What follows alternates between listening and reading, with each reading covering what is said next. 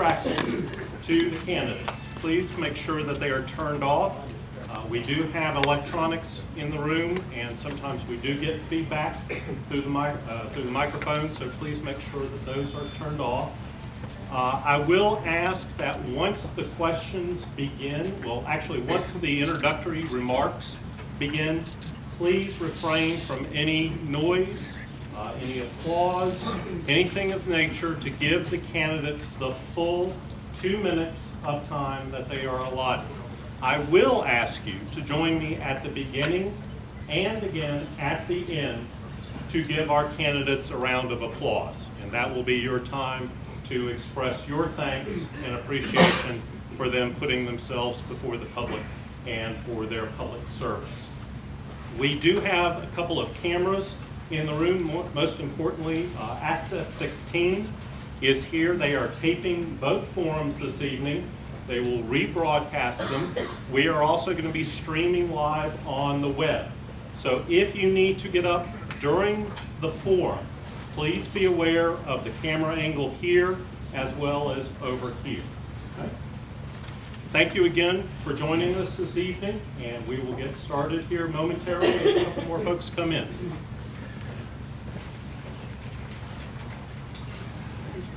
Again, thank you. Appreciate it. We will do the standard format of alphabetical order for introduction.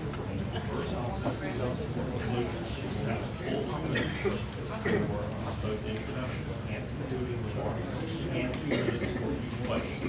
We'll rotate who goes first with questions.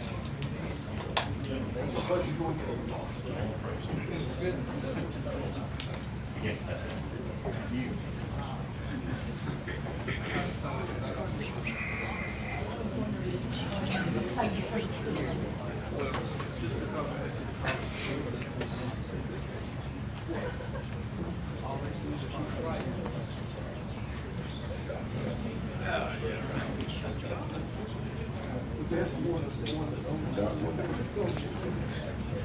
We've got a couple of seats down here in the front.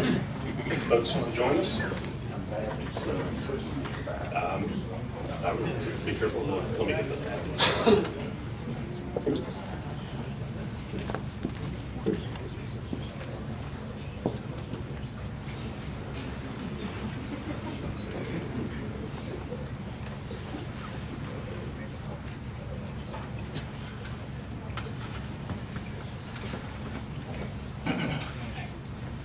Good evening from the Tom Smith Auditorium on the campus of Catawba College, and welcome to tonight's Candidates Forum. I'm Michael Bitzer. I'll be moderating tonight's forum, which is sponsored by the Salisbury Post, the Rowan County Chamber of Commerce, and Catawba College. We are pleased to have our broadcast partners here, Access 16, who is taping and will be rebroadcasting our forum. And we also have the forum being live streamed on the web courtesy of Rowan Works. We appreciate their willingness to be with us this evening. Tonight we will be having 2 forums. Our first will be between the 2 Republican candidates seeking their party's nomination for the 77th District of the North Carolina State House of Representatives. That forum will begin shortly. Following this forum and a short break, we will host the 8 candidates vying for 3 Republican nomination spots for the Rowan County Board of Commissioners. The format of tonight's forum is the presentation of a series of questions, with candidates having 2 minutes to respond to each question. Each candidate can keep track of their time with a clock positioned in front of us, and at the 2-minute mark, I will ask for time. Candidates have agreed to these conditions. We're also very pleased to have an audience with us tonight. I have asked them, and they have also graciously agreed, to the condition that they will remain silent for the remainder of the debate, except for right now when I ask them to join me in welcoming our candidates.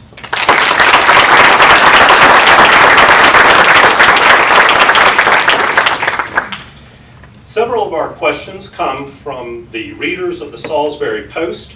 No one has seen the questions other than myself. Questions will be rotated between the candidates, and at the end, we will have closing remarks. We will begin with introductions from our candidates, and we will go in alphabetical order. Mr. Mitchell, if you will start us off.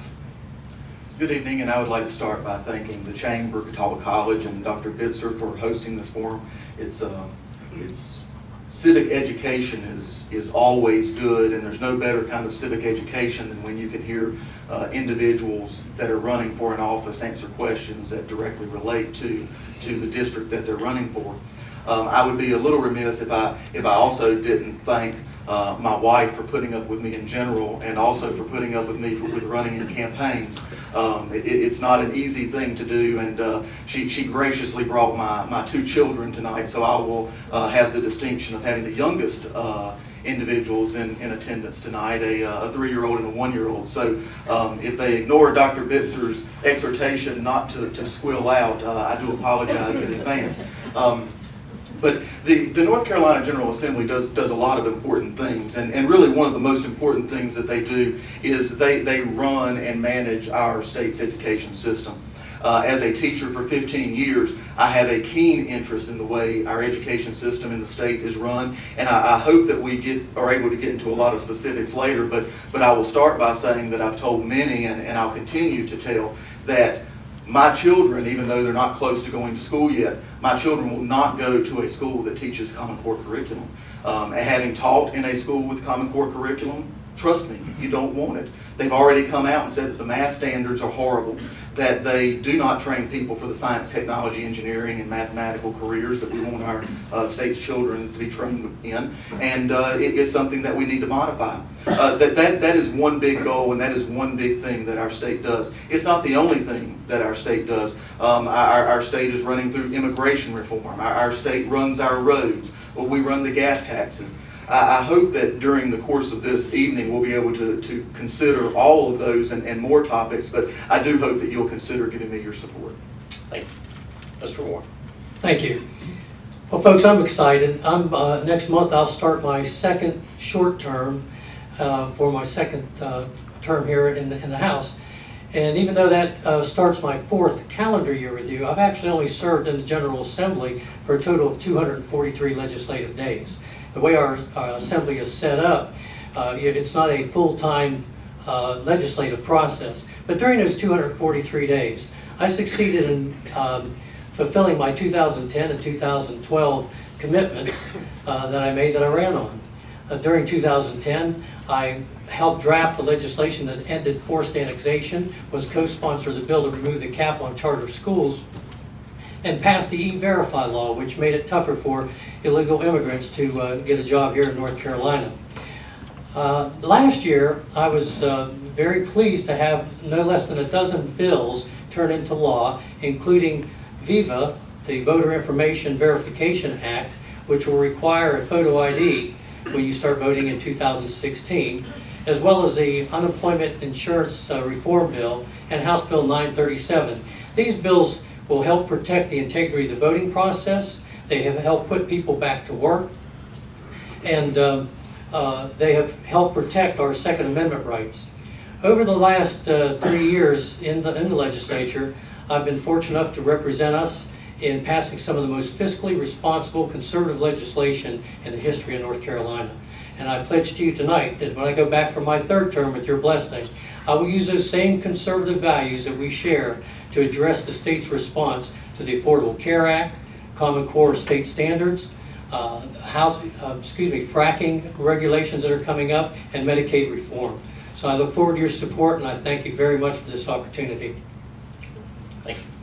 Our first question, we will start with Mr. Warren. Yesterday, the superintendent of the Rowan Salisbury school system publicly expressed a desire to, quote, transform the public schools by focusing on children aged 3 through high school. What do you think about her ambitions, and how would you, as a state representative, be prepared to help her in achieving those ambitions? Mr. Warren. Thank you. Well, I don't have clear specifics as to what she's referring to, but when you start looking at 3-year-olds in education, there are plenty of studies to validate that this is a critical age in which to offer preschool, kindergarten, pre-K.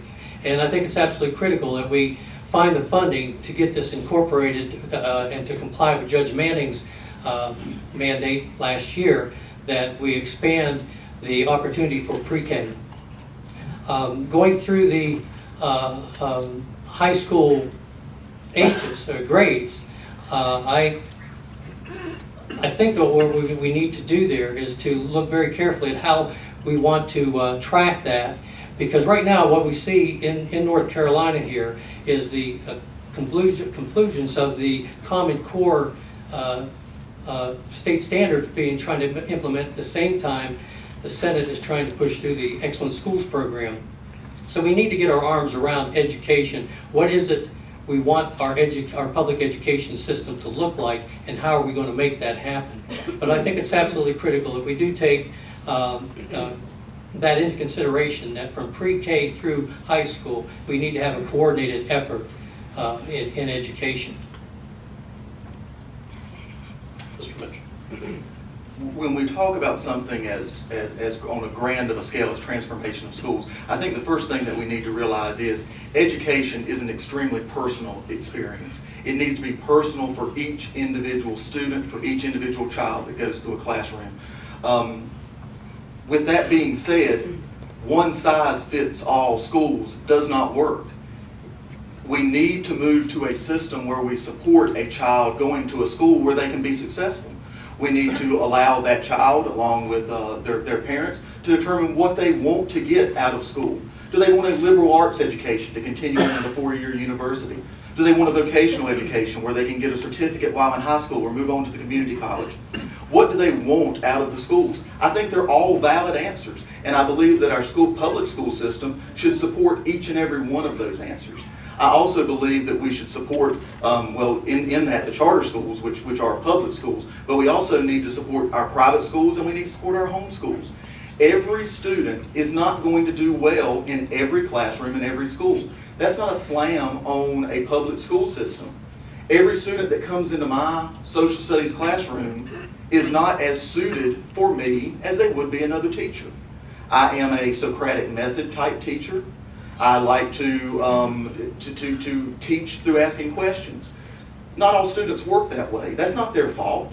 But we need to reform the system so that every student can go to a school where they can learn. We need to get behind Governor McCrory's emphasis on vocational education where it's needed, and we need to work on those that need to go to that desire to go the liberal arts track for a 4-year liberal arts degree. But education in terms of transformation is extremely important, and it's something that our General Assembly hasn't done particularly well. Now, you can say that they're hampered by DPI, and I would agree with you, but we're going to need some significant changes in Raleigh in order to make that happen.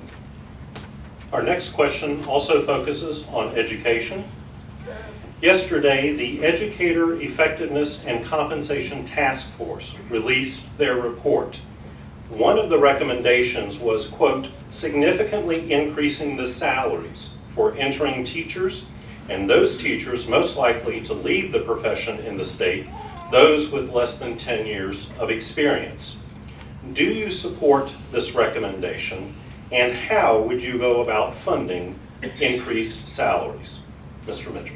In the article that reported that report being released, it indicated that it met with cold reception from both educators and legislators.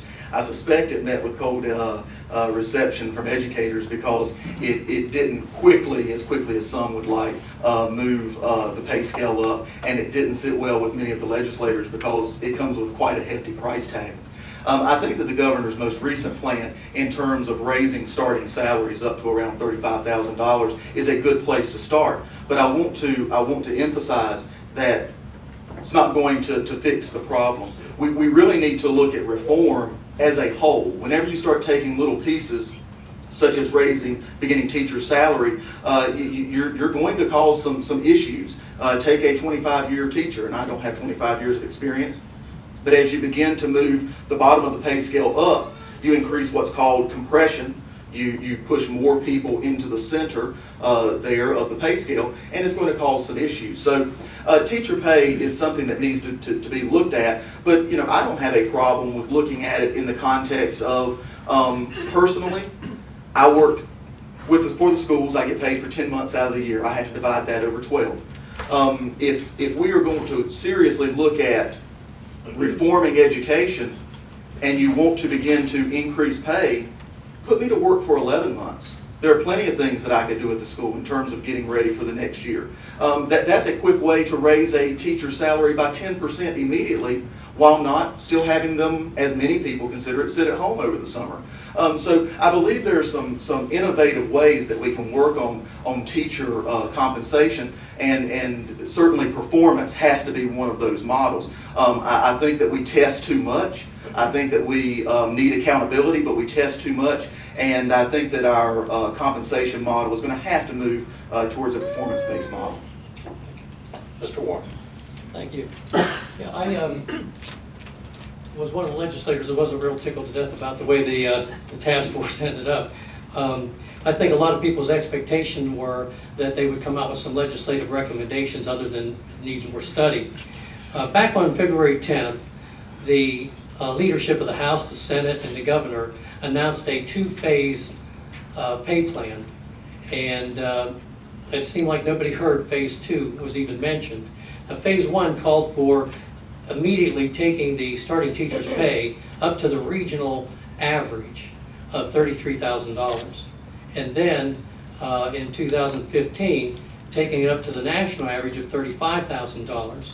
The immediate outcry was, what about the rest of the teachers? And one of the points that Mr. Mitchell made, if there was nothing else planned to do, then you would reach a point where a new teacher making $35,000 is at a parity with someone else on one of the 37 steps that a teacher's pay is based on, where you would have a compression factor where somebody who might be an 8 or 10 or 12-year teacher is only making $500 more than someone just starting out.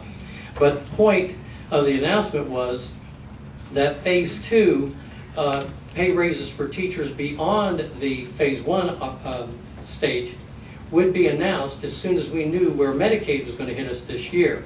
Medicaid overruns are killing the state financially, and our administrative costs are about 6.5% greater than any other state with similar demographics to ours.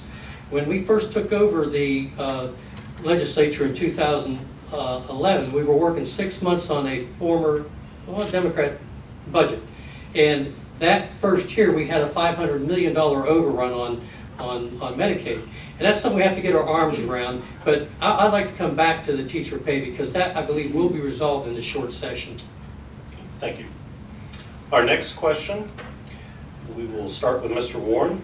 News reports have indicated that the tax cuts passed by the General Assembly have trimmed the amount of revenue coming into the state, potentially risking the promised raises for teachers. What would be your solution to finding the resources for these promised raises? Mr. Warren.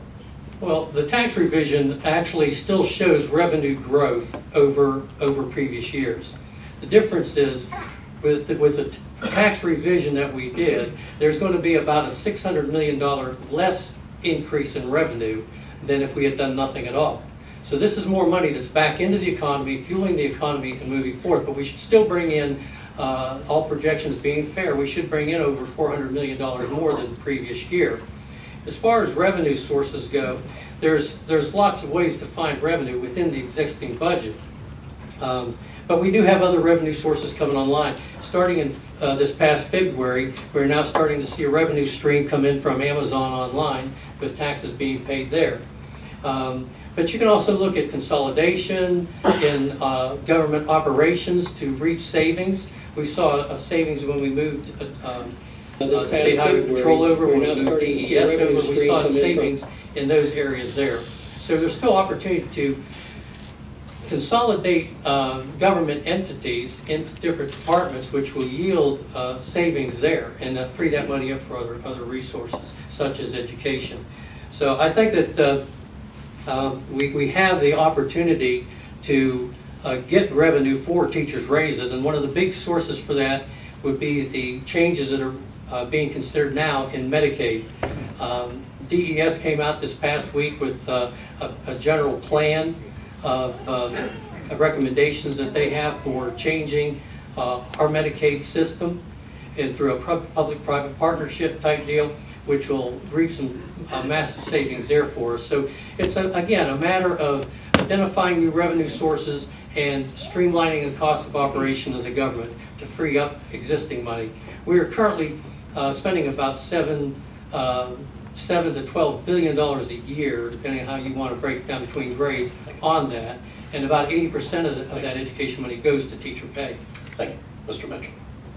When you look at something like revenue, what you're looking at is you've got two ways to raise it. You can increase your taxes, or you can attempt to find some savings within your current budget.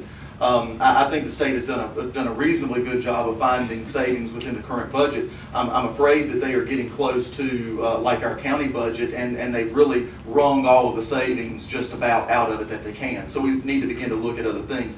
I don't really like the angle of the question in terms of finding money for teacher raises, because teachers are not the only employees that the state has. What about the other state employees that haven't had raises in years as well? So when I would look at it, I would certainly not look at the issue from the perspective of how am I going to give teachers raises. Teachers are state employees just like many others are state employees, but we have many different offices around, from cultural resources to Diener to our highway patrol and countless others, and they all need to get a piece of the pie, if you will, in terms of raises. No one has gotten significant raises in a while. So while I certainly support teacher income going up, I also support the fact that we need to focus on a way to assist all of our other state employees. If you look at the rank and file state employee, they're not making huge amounts of money, and the raises that they get are just as important to them as the teachers. So as we begin to look at the revenue picture, I think that Raleigh needs to really click in on stopping a process that they have of taking revenue streams from counties. We had the lottery was passed, and we were promised that lottery would give us money for school construction. That money's dropped by $1.5 million. So it seems like Raleigh never has the issue with raising revenue, because they just take it from wherever they want it, and then others have to deal with it. Thank you. Our next question, we will start with Mr. Mitchell. The issue of coal ash ponds has become a focus in recent weeks due to the spill in the Dan River. In a decision by the state's Environmental Management Commission, Duke Energy was not required to take immediate action if tests of groundwater near ash ponds showed contamination. Is it time for those regulations to be revisited by the General Assembly, and how would you approach this issue? Mr. Mitchell. You guys have no idea how quick 2 minutes go by. When you're used to having 90 minutes, 2 minutes is nothing. But when you're talking about coal ash, you're not just talking about a statewide problem. You're talking about something that's very dear to us locally, in terms of if a problem happens, we could be greatly affected. We have a coal ash pond in Rowan County off of Long Ferry Road with what was the Buck Steam Plant. That facility is now moving to a natural gas-fired facility, so they're not producing any more coal, but there is still a coal ash pond there. Now, Duke Energy has indicated that before they put that water back into the Yadkin, that it's tested. We have to make sure that Diener is doing its job, making sure that those tests are coming back clear. Eventually, Duke is going to cover and encapsulate that coal ash pond, which is something that our community absolutely wants them to do, to avoid any possibility for failure of that pond. But when we're talking about the coal ash issue on a statewide level, we need to make sure two things are happening. First, Diener has to be doing their job, and there is some question about the regulatory agency that was responsible for making sure that the type of accident like the coal ash spill doesn't happen, that it happened under their watch. So we have to be mindful that Diener is actually doing what they're supposed to do, and we have to make sure that the coal ash ponds are receiving a full assessment at the state level. In terms of the coal ash itself, from every report that I've read, seen, and heard, the coal ash itself is not overly toxic. It can be used in many different projects. Hopefully even some here in the county, that we can use some of that ash to help for economic development type projects in Rowan County, which would assist us there. So the coal ash issue is a big one. It's something that we've got to keep our eye on, but the main focus here should be Diener and whether they're doing their job. Thank you. Mr. Warren. In light of the Dan River spill and the deliberate dumping at Cape Fear, the federal government is investigating into the relationship between Duke Power and Diener, and how that goes back, how many years this goes back, to where Diener basically gets a hand slap. In particular was the agreement that for $99,000 and no requirement to mitigate the damage, Duke Power was pretty much held harmless. But the fact that the Duke Power might have created these ash ponds in compliance with the Diener standards of the day is not an excuse in my book for not taking full responsibility for being a better corporate citizen. These ash ponds are basically carved out in the ground, and the ash is put in there. There's two types of ash. You have base ash and fly ash that go into this. And it seems to me that a company the size of Duke Power, who posted a $3 billion profit, hasn't paid taxes for 5 years, would have gone and done the prudent thing and gone ahead and lined these ponds, even though they weren't required to do so. It would have been what I would consider to be a good business practice, a good corporate citizen thing to do. It wasn't mentioned, but I want to bring up that I am wholeheartedly against any type of rate increase that Duke Power may ask for to help mitigate the cost of either moving or correcting these ash ponds. I do not believe, as one of the representatives that I have read in the paper said, that this is something that we would share because customers have enjoyed low power rates. That doesn't cut it with me. I think this is the cost of doing business poorly, and Duke should bear the brunt of that. Thank you. Our next question, we will start with Mr. Warren.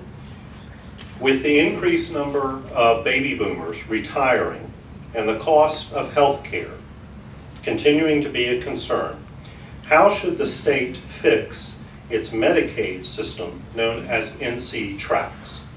Mr. Warren. Well, NC Tracks is a program that was started under a different administration, and it's been going on for years, and there have been cost overruns and cost overruns. Governor McCory made the decision that we would go live with that on July 1st, and I think that was a bad decision, not just in hindsight. I thought it was a bad decision at the time, because we knew then that only about 10% of the 77,000 some providers in North Carolina had actually gone through a training process to be prepared for this transition. And there's incompatibilities with different computer systems and just a plethora of problems that come out, as it will with any program, whether it's Affordable Care Act coming out on a nationwide basis or tracks coming out on a statewide basis. Things like this need to be phased in and brought in small segments so that you can work through these problems in a reasonable manner as they manifest themselves. But it is absolutely critical that the tracks program get rectified. I know they're working on it like 24/7, but it will eventually show us savings in that regard. But in the meantime, when it's rolled out, it really caused havoc for a lot of our providers who went weeks and then several months without getting reimbursement for their services. It's not just the tracks program though, but the whole Medicaid process, like I say, is under review and with DHHS, and I believe within the next year we will see that merged into some type of public-private partnership that will show more fluidity in its operation and more savings in the execution of the program. Mr. Mitchell. Have you ever tried to read your doctor bill? It's almost impossible to read it. They've got all these codes. They've got these phrases that you have no idea what they are. You went through the procedures. You went through the examination. And you still have no idea what's on the bill whenever you get it. That's part of the issue with reforming Medicaid. And it goes along with what Governor McCrory is proposing in terms of a managed care model. And that managed care model will at least attempt to share some of the potential cost benefits from savings from healthcare, as well as sharing some of the cost overruns of healthcare. So right now, whenever individuals get Medicaid services, the state is responsible for that complete bill. Last estimates, $300–400 million. That's $300–400 million in Medicaid services that went unbudgeted, and the state has to find that money somewhere. The state must, and should have for a long time, must find a way to begin to cap those cost overruns. You cannot continue to run a business, you cannot continue to run a government of any kind when you have $300–400 million cost overruns. And that's a small cost overrun compared to what they've been in the past. So what Raleigh needs to get a handle on is working with these providers, working through the managed care system to allow doctors to attempt to try some innovative things. Right now they're sort of locked into what the program requires them to do. If they put the wrong code in, they don't get paid. And that's just wrong. It's a horrible system. NC Tracks is a horrible piece of technology in terms of a program, and that's what our doctors are using to be reimbursed. They cannot be reimbursed. We can't be reimbursed at the county level through the health department. We need some motion on this, and we need it quickly. Thank you. Our next question, we will start with Mr. Mitchell. Since both school boards and county commissioners are publicly elected officials with some oversight over the educational system, will you support or oppose the proposed legislation aimed at limiting school districts' ability to pursue litigation against county commissioners? Mr. Mitchell. An issue I've been intimately involved with. When you look at the relationship between the county commission and the school system and the way the North Carolina Constitution sets it up, it is set up intentionally with conflict. There's no question about it. That's the way the Constitution has set it up. I don't think that's a good system. There are some reforms that we could look at that would eliminate the need for a school board to sue. I do not agree with taking away the right of a school board to sue a county commission for not getting enough money, unless it is accompanied by reform that makes that not necessary. And that's really what we need. When you look at the state constitution, the General Assembly is the organization, the body that's supposed to be responsible for funding the operations of the school.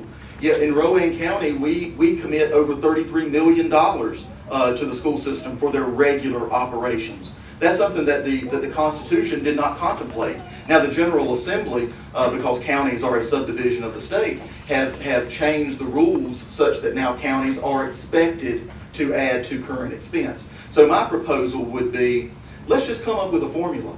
Let's say straight up what every county should be expected to kick into the kitty for the operations of the schools. Let's eliminate this contentious battle. Let's eliminate every year waiting on the school board to present a budget only to have it be turned inevitably down. Let's eliminate that point of contention where the two boards have an actual real chance of getting along. Until that happens, that chance is slim to none. So I do not support removing the right to sue, but I do support reform to such a way that it eliminates the need for litigation. Thank you. Mr. Warren. Yeah, whether or not I would support a bill like it depends on what the bill says and what it mandates. There has to be some type of recourse. But the ultimate fiscal responsibility lies with one body. And we kind of experienced the same thing at the General Assembly when Planned Parenthood sued us because we cut off a lot of the funding. And, but our responsibility is to take care of the responsibilities of the state, and you only have a limited amount of money to do that, and it's proportionally the same thing on the county level.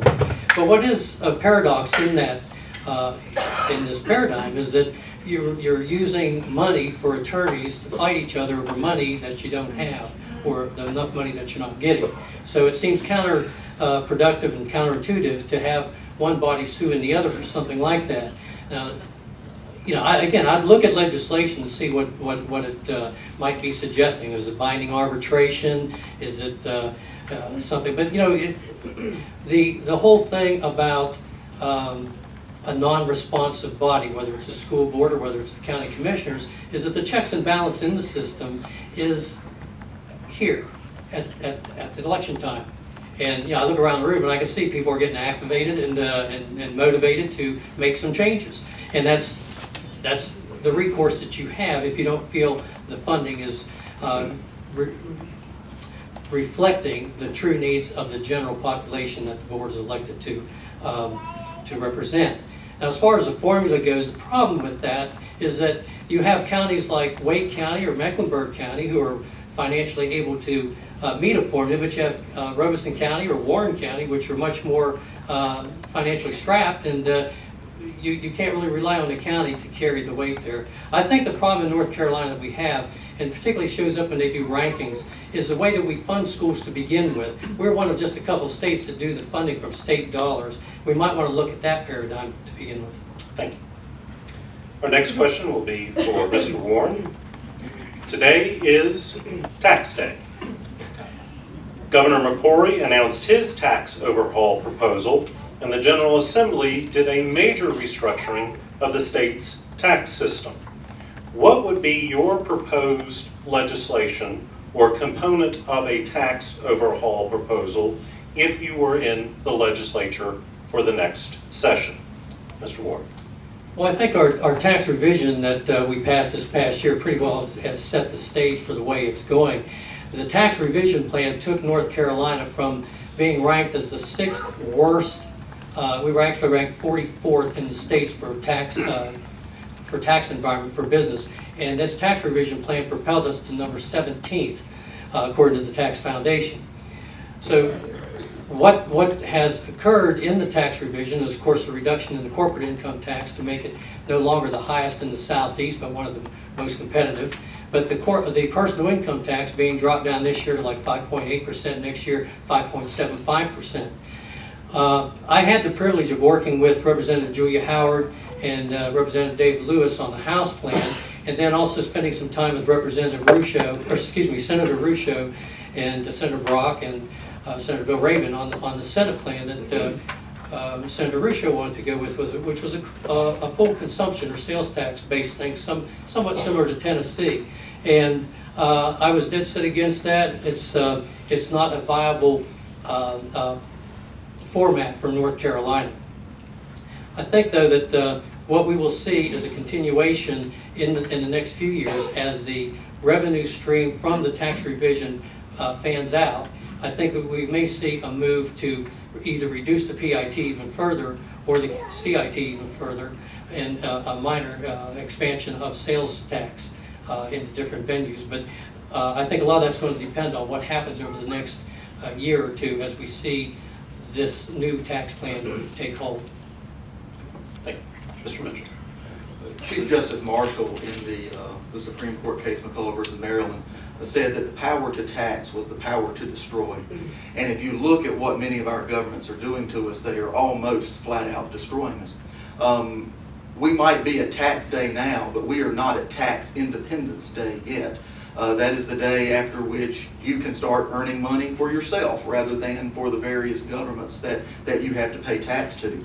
So our governments need to be ever mindful that they constantly put burdens on the individual citizen that makes it difficult for that individual citizen to live. What we need to do with tax reform, in my opinion, is I prefer consumption taxes. I prefer taxing that which you choose to buy.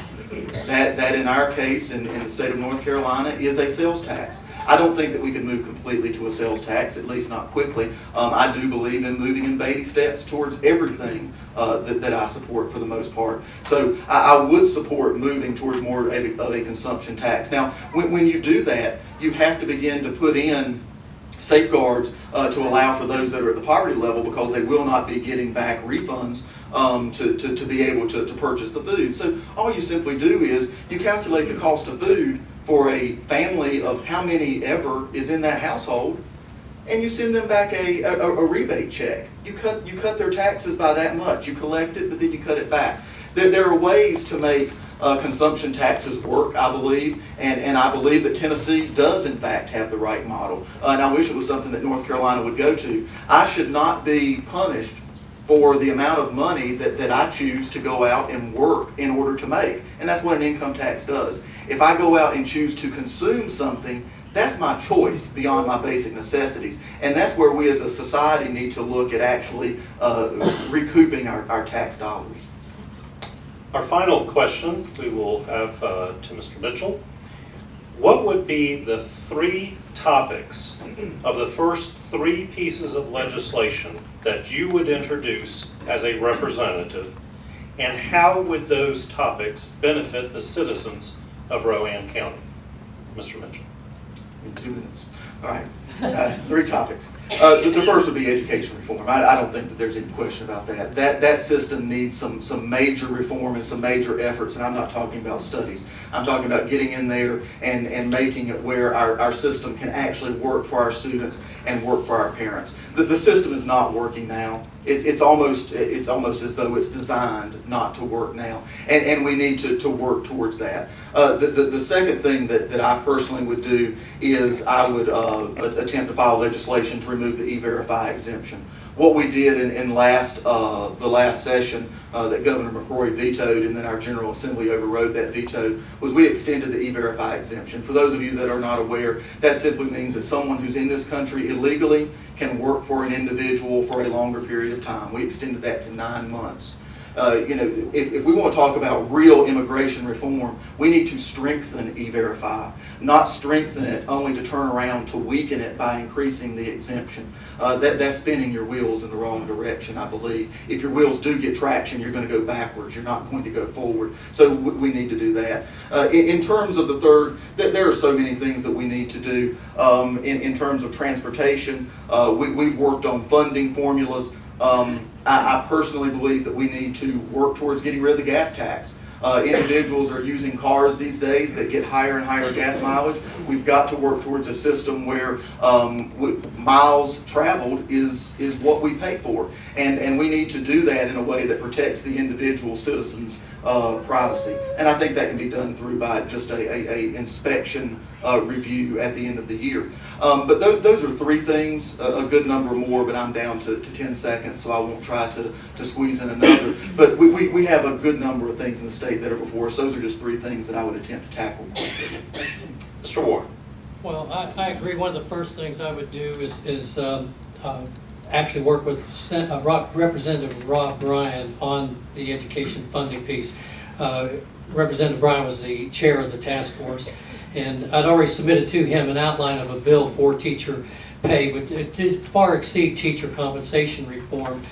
Part of the bill in regards to teacher compensation compresses the 37 steps down to a 7-step program with ranges within the step. But it also took into consideration State Highway Patrol, magistrates, Department of Correction personnel. These folks start out around $28,000 a year. State Highway Patrol hasn't had a raise in just as long as the teachers haven't had one.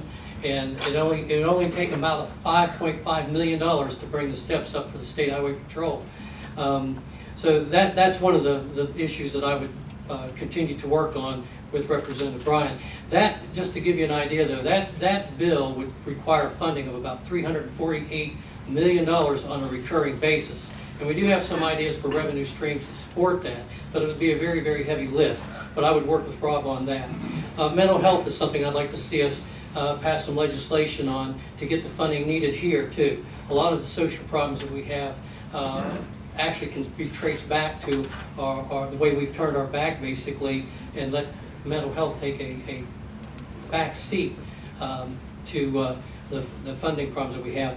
Third thing that I do though is listen to our local elected officials. I've been doing that since I came into office, and I've reached back many times and have talked to Sheriff Otten, DA Cook, and Derek Caldwell from Norvon. I can't speak highly enough about Donna Faco at the DSSS. We need to listen to our local representatives who are here at the heartbeat of what's going on. Just as I have with our EDC guy, Robert Van Giens. Thank you. Thank you. We'll now have 2 minutes for concluding remarks, and we will start with Mr. Warren. All right. Well, folks, I am anxious to go back up to Raleigh. There's quite a few initiatives I'm working on, and I have been working on them during the interim. The Affordable Care Act, I'm on the committee for that. I've been studying the Common Core initiative, and I agree with our Lieutenant Governor that this is not a program we want to delve into, but it's going to require a piece of legislation to repeal 2 pieces of legislation that were put into statute back in 2010, directing the State Board of Education to roll the program out and to look for nationally set assessments and to pick which ones would be appropriate in their opinion to North Carolina. But I think we need to look at that program very, very closely.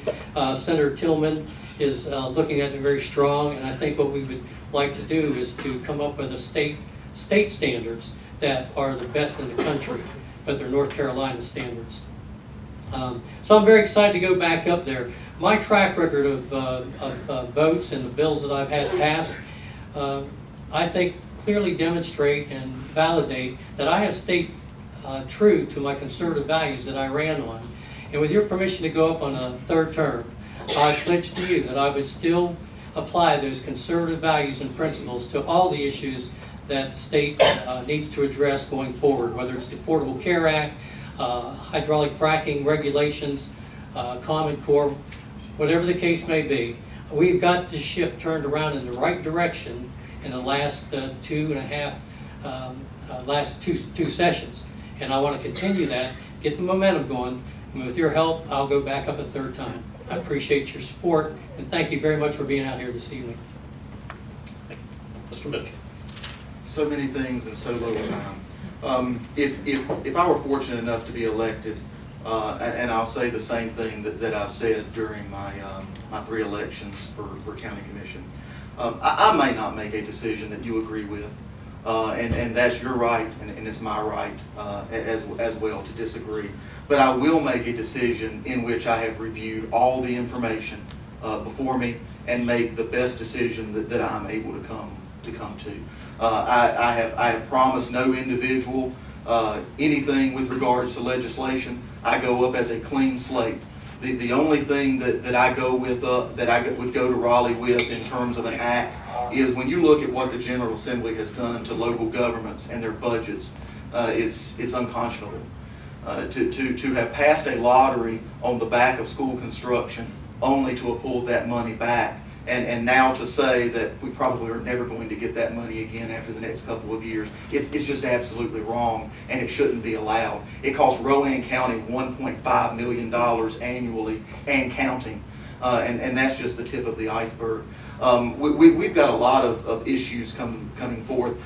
We've got some proposals to give illegal immigrants driver's license. Take individuals who are in this country illegally and give them a legal document that allows them to drive. Those kinds of things we need to back away from. We need to get back to regular approaches towards fixing North Carolina government, to making it move forward, to making it better. And I believe that I can to assist in that regard. A lot of things that are coming up. You look at Asheville's water system; it was taken away from them. What goes on with the city of Salisbury's water system? What goes on with municipal water systems statewide? All those are things that we're going to have to look at. We're going to have to look at carefully, and I think that you want someone who will review each thing as it comes forward. Thank you. Thank you. Please join me in thanking our candidates this evening.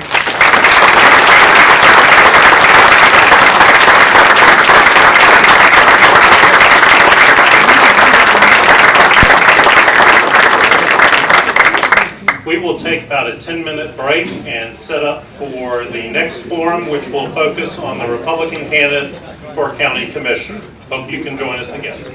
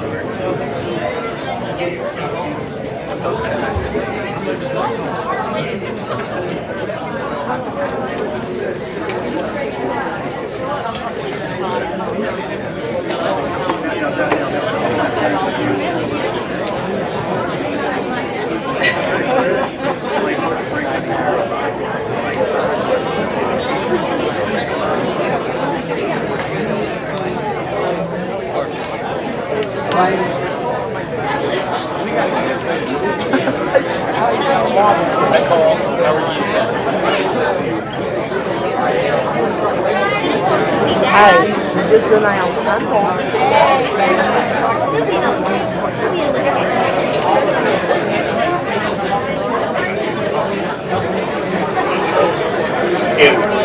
If folks are standing and want to come down to the front, they are certainly welcome to do so.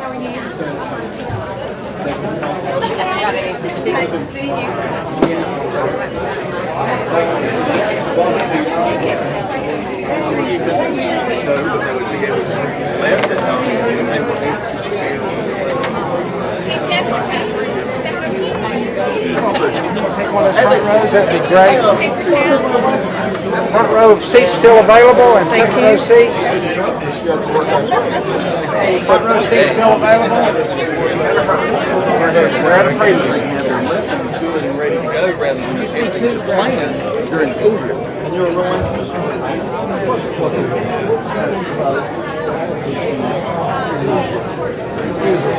if it is done in a correct way,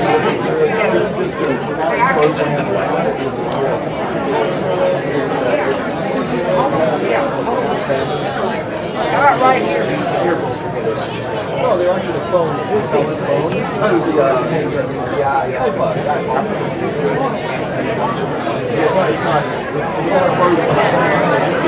This is a beautiful young lady there.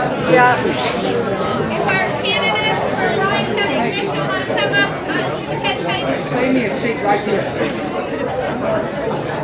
Save me a seat right there. Mr. Kent.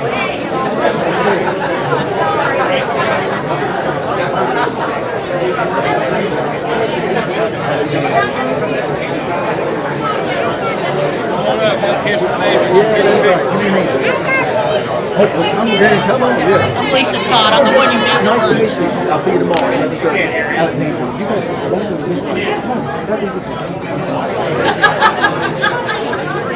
This way, up front. Back up here. Yeah. They're kind of.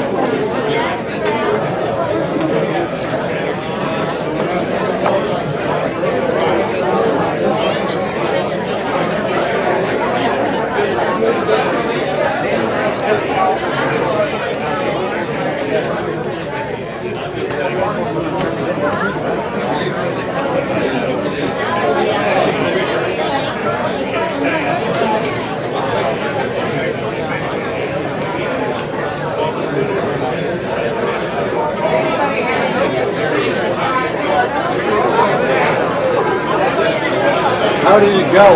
Filming. I think it went good. Our feed looks really good. There were two ladies that were standing in front of the camera. Oh, I don't know. Jessica was filming the first one, so I'll have to see how bad it was. Yeah, there was two ladies. One had suitcases and babies.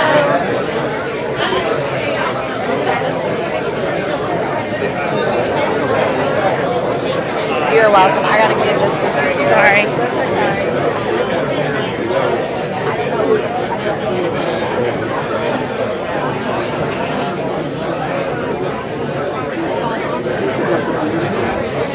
okay.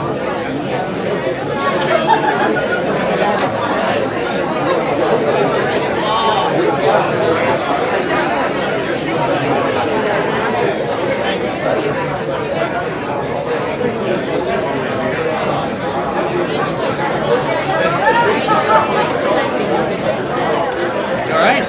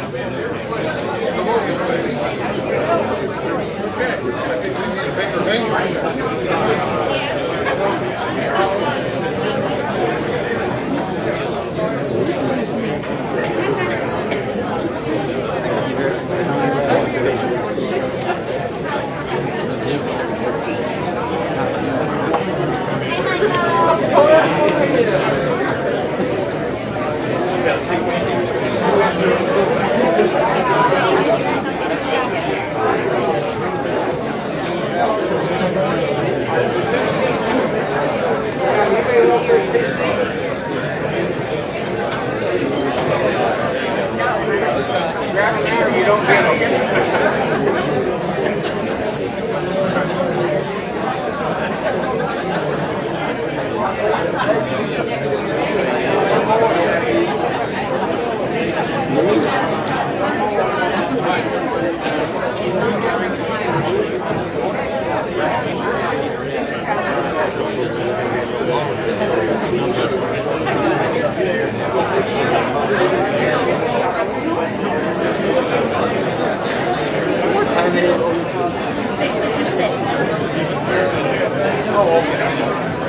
That's fine.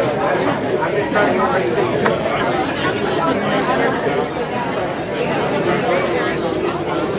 Oh, excuse me.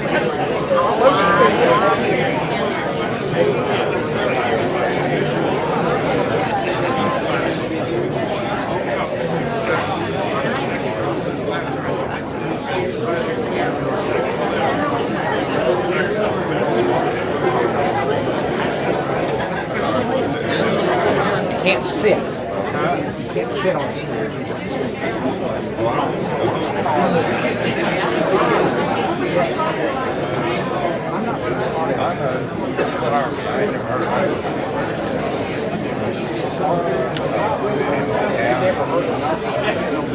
Most who are standing, we have a couple of seats available. There are seats in this section over here, a couple over here. Try and find a spot.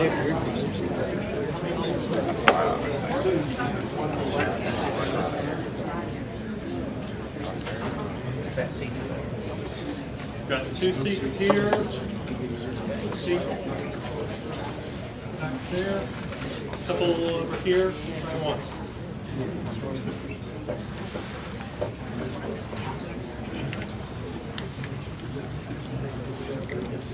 Again, welcome. If you were not here for the beginning of the previous forum, I'm Dr. Michael Bitzer. I'm going to be moderating tonight. I would ask a couple of basic ground rules for our forum coming up next. If you would, please make sure that all cell phones, pagers are turned off so that we do not interrupt any of the candidates' time. We want to give them the full 2 minutes. I will also ask that at the beginning and at the end, you join me in showing our appreciation for these candidates putting themselves before the public and seeking to be a public servant. But otherwise, when the introductions begin, please refrain from any applause, any noise, so as not to take away the time from the candidate as well. We will try and get through as many questions as we can.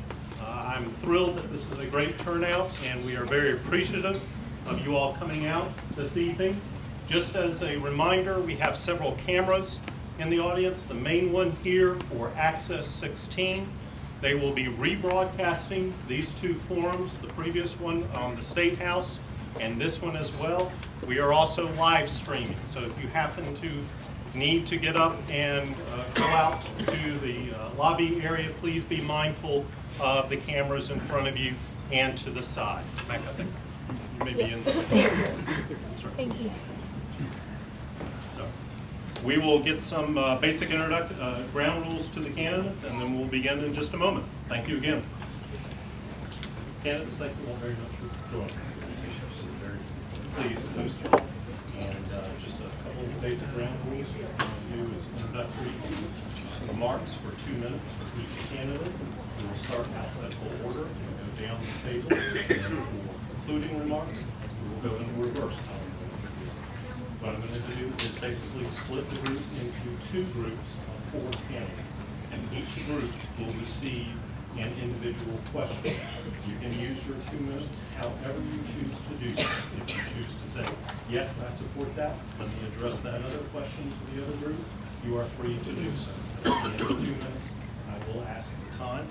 The clock is right here. It will count down to 0, and then we will move on to general questions.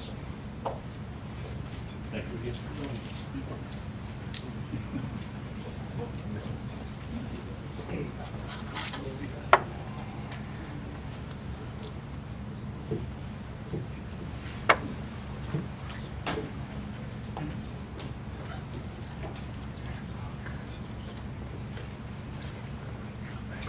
Welcome back. We are here for our next forum, Candidates Forum. I'm Dr. Michael Bitzer, the moderator of tonight's forum, which is sponsored by the Salisbury Post, Rowan County Chamber of Commerce, and Catawba College.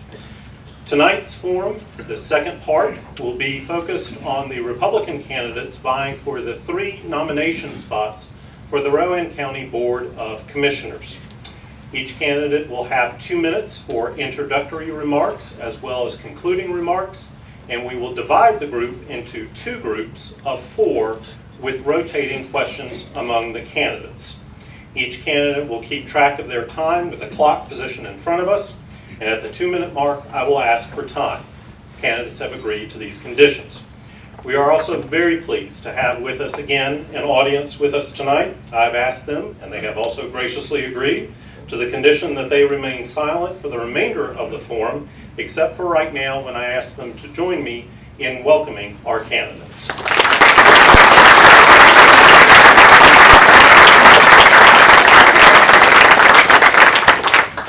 We will start with introductory remarks, and we will go in alphabetical order. And in the interest of time, if Mr. Calder, if you will start and make sure that the microphone gets passed to directly in front of you. Is it working, folks?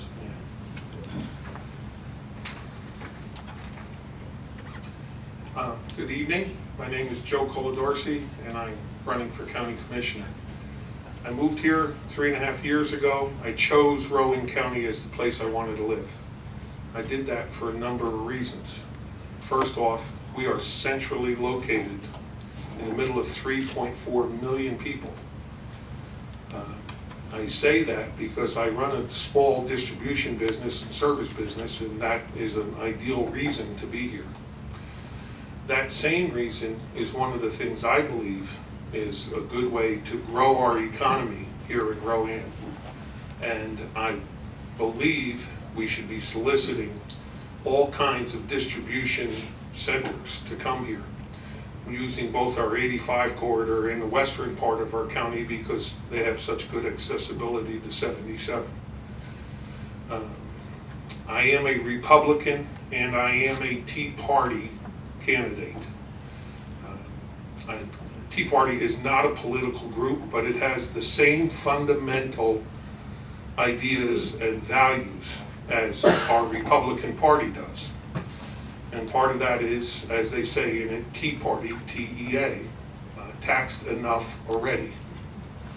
Okay? It's in favor of small government, like our Republican Party. It's in favor in equal opportunity for people, like our Republican Party.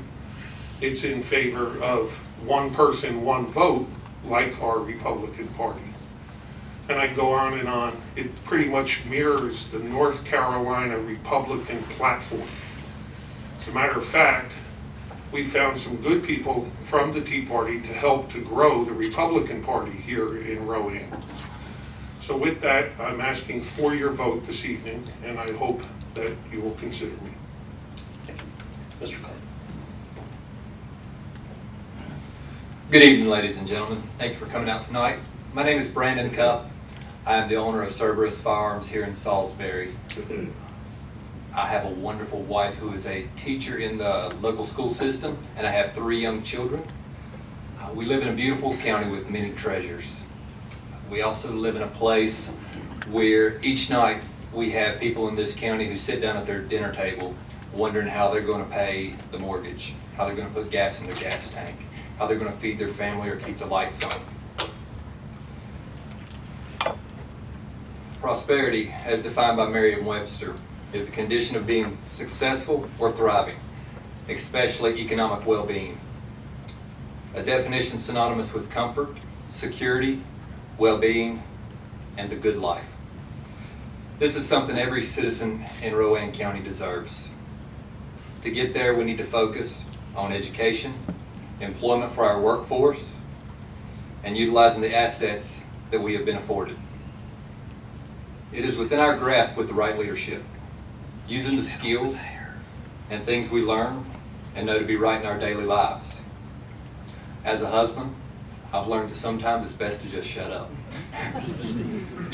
As a father and the owner of a small business, I've learned many things like patience, planning, working within a budget, perseverance, listening, dedication, and passion. All of these skills lead to success and they equate to prosperity. Thank you. Thank you. Mr. Eds. Last month, I laid out a 6-point plan to begin to address our county's challenges. School improvement must be our top priority. Develop a countywide jobs and economic improvement plan. Identify those jobs we can best compete for and pursue them relentlessly. Partner with our EDC and local colleges to build a workforce that is the envy of the region. Make sure our local regulations are necessary, cost-effective, and transparent to prospective employers. And for heaven's sake, let's begin to act like adults and direct our energies toward turning this economy around. We need to conduct a full-court press on bringing an interchange to the southern end of our county. We have a 6-mile stretch between China Grove and Kannapolis that is locked off to I-85 business traffic. Open up that corridor, gold mine, and we grow our revenues. The Rowan County Airport is a diamond in the rough. It has the potential of bringing significant tax dollars to our entire county. Think about this. One corporate plane worth $20 million adds $125,000 worth of tax base. It would take 133 homes valued at $150,000 each to bring in this same amount. And planes don't have children to educate. Companies with planes bring jobs, and that's growing the pie. In December, I will appoint a quick strike task force made up of our top business minds in our community, and we have some great ones. Along with our EDC, this task force will define immediate, realistic, high-impact actions that will turn our economy around. And lastly, over the coming months, the 2 most important leaders in our community will be Dr. Lynn Moody, our school superintendent, and her board, Robert Van Giens of the EDC and his board, and the theme needs to be jobs and school improvement and jobs, school improvement and jobs. Please join us. Thank you. Mr. Green. First of all, I'd like to thank you all for being here. What we need in this county is voters to get out and to voice their opinions on whether they like what's going on, or whether they what they want to see the future of Rowan County to be like. My name is Jim Green. My wife and I, Karen, live in Cleveland. I have been in Rowan County since 1957. I've been in the insurance business for about 37, 38 years, and now I've added cattle farmer to my list of income. And probably the only customers that I've had that don't talk back to me. We have, I'm a West Rowan graduate and graduate of Catawba College, and after tonight they may take back my diploma, but I am happy to be here. I have 3 children who work and live in Rowan County. I have 7 grandchildren. I looked the other day, and I'm probably going to be involved in the school system to 2030 if I'm lucky enough to live that long.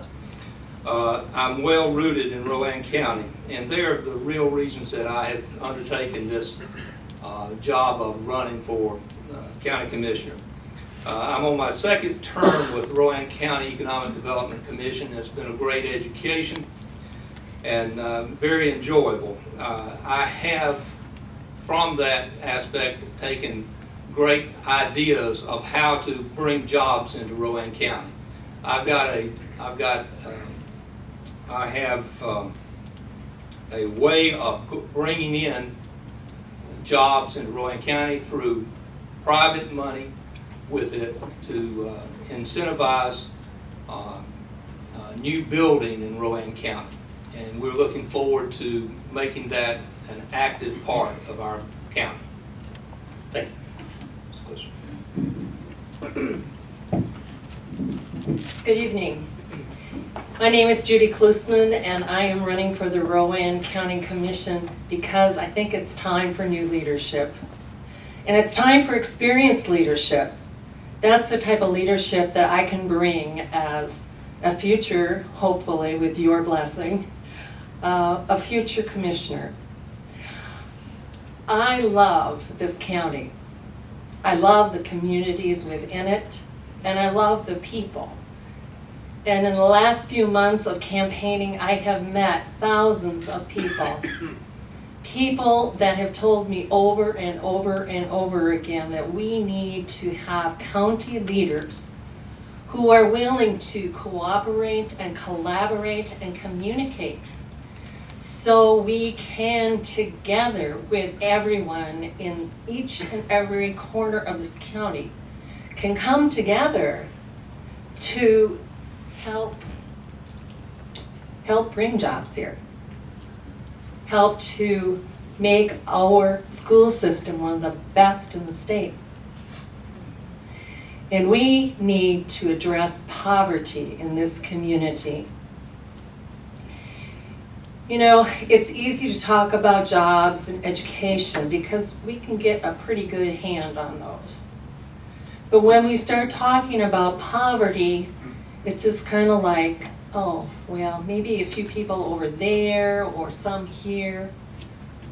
When you look at the statistics for our children in grade school, and you have 26% of them living in poverty, that, my friends, I think is unconscionable. Because those little minds can't learn if they're not fed. And thanks. Thank you. Mr. Love.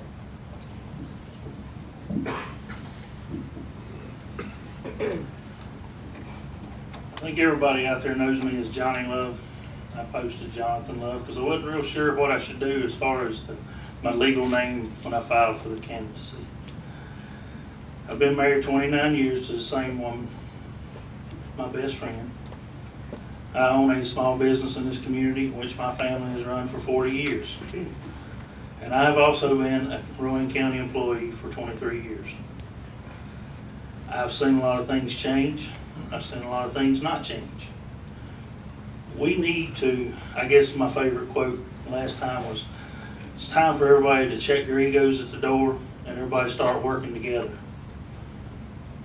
If Rowan County and local government, the other municipalities went and worked together, it would take some of the tax burden off of everybody. So let's sit down and work out the problems that we have. School board included. We elect those people on the school board to educate and run that. Therefore, the only thing the county needs to do is fund what we can afford. I'm not saying give them a blank check, but fund what we can afford and let them do their job, educate our children, and not tell them how to do it. If it involved putting someone in jail, I can do that. If it involved your car not running, I can do that. I'm not an educator. I never claimed to be. I want to be there for the children to help them and make sure they get the education they deserve. As far as the rest of the things in the county, we need more business. The only way we're going to do that is streamline some of the problems that we have as far as the sewer and the water. That means, once again, we're going to have to work with the city. So let's partner up with them, make it easier for a business to come here, and put everybody back to work. Thank you very much. Thank you. I'm David Roosh, running for the County Commission. Let me tell you a little bit about myself. I've had a wildly successful career in the pharmaceutical industry. I've had years of management experience. I have strong interpersonal skills, budgetary experience, negotiating and decision-making skills, strong communication. I have in-depth working knowledge of how corporations and business thinks and works. This translates into the commission, how they deal with the various departments and deal with businesses that want to relocate here in this county. I have generations of family history in Rowan. I understand the diverse cultural differences that exist in this county. That helps me to understand the basic needs on how we need to move forward. In my business and personal life, I'm conservatively cautious. I'm a designer of ideas. I embrace risk-taking.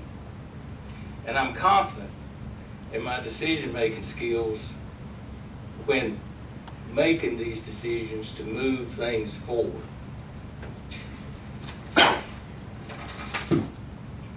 I know county government needs a leader that supports communication with in-touch ideas, joint ownership of progress, contributing partnership within a governmental system. Government should work with corporations and cooperation, not confrontation. Progress is achieved, and progress will be achieved in this county if we move forward with ideas and not conflict. Mr. Sides. To those of you that don't know who I am, I'm Jim Sides. I'm running for county commission. To quote Ronald Reagan, before I refuse to take your questions, I do have an opening statement. I've asked myself many times over the last few months, why do I want this job?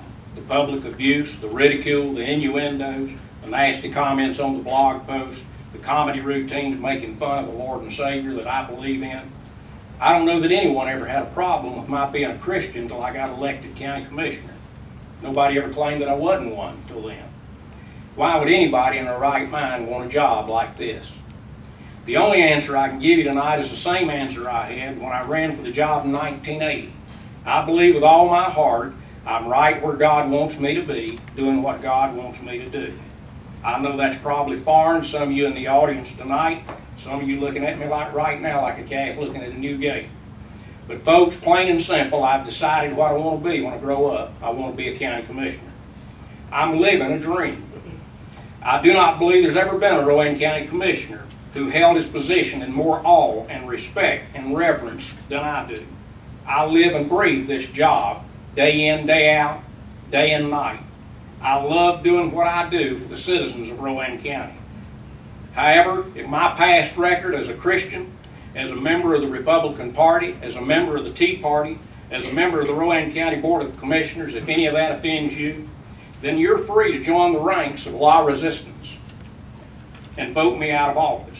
You probably would be doing me a favor. You certainly would free up a lot of my time that I could spend with my grandkids, and I know that'd make them happy. But as strange as it may sound to many of you, I do not want what is best for me. I do not want the free time as much as I want to continue to serve the citizens of this county for 4 more years. Thank you. Thank you. Our questions come from the readers of the Salisbury Post, and we will start with Mr. Love and this end of the group for this first question. Yesterday, the commissioners and the school board approved a $40.5 million resolution for the school's capital needs. Why did this take so long? Why did a mediator have to become involved? And how will you seek to improve relations between the commission and the school board? Mr. Love. To be first, the biggest problem that I could see was there were too many people trying to be in control, too many people not open-minded and willing to sit down and work towards a common goal, which is our children and the education of them. We wasted 2 to 3 years on arguing. We wasted 2 to 3 years on building. Constructions went up how much? 10-15% in the last 2 years.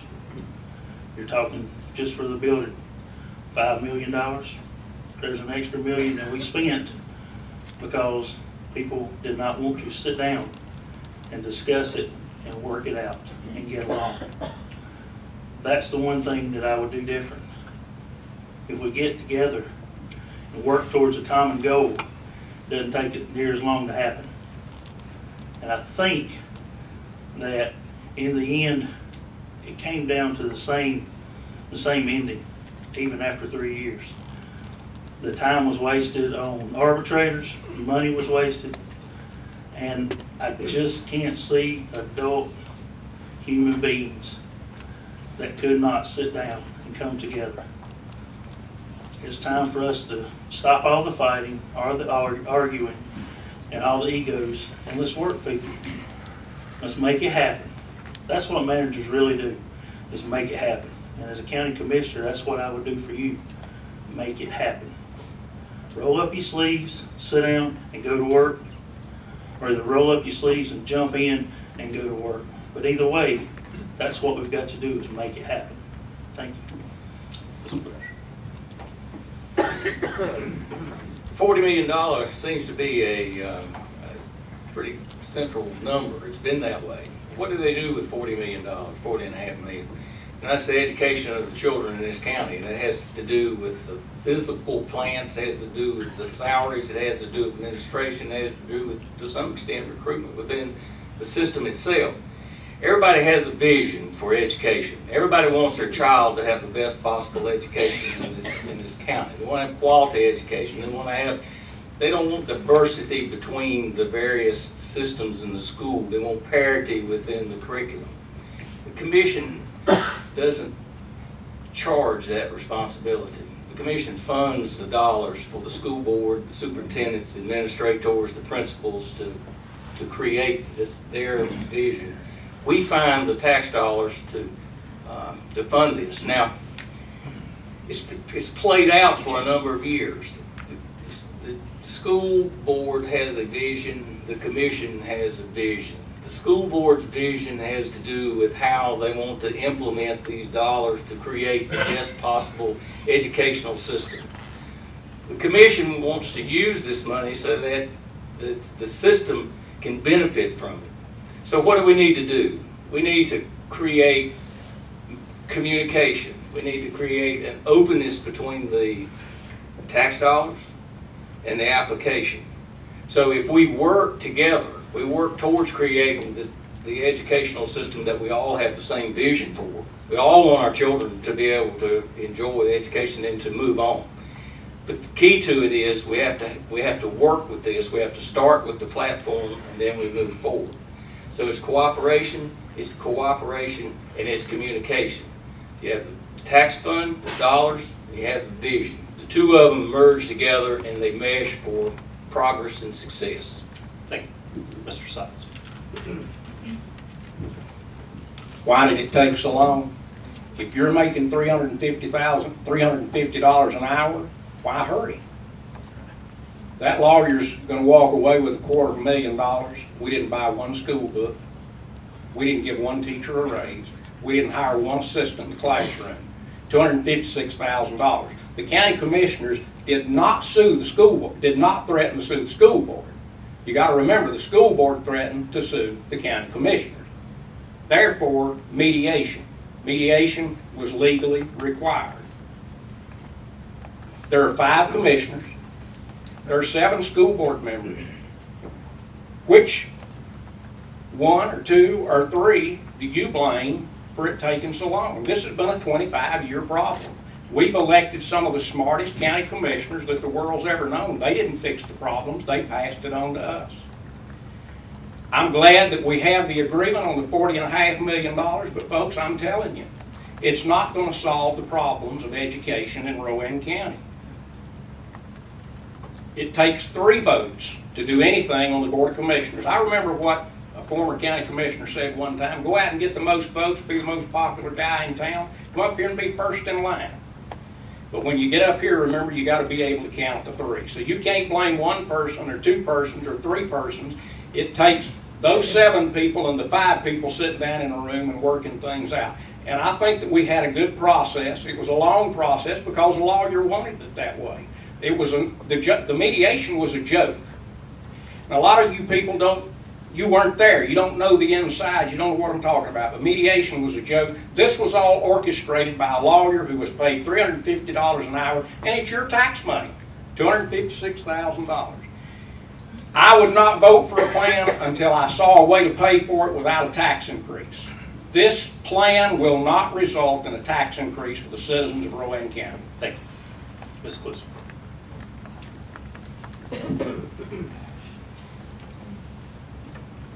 Why did it take so long? 25 years.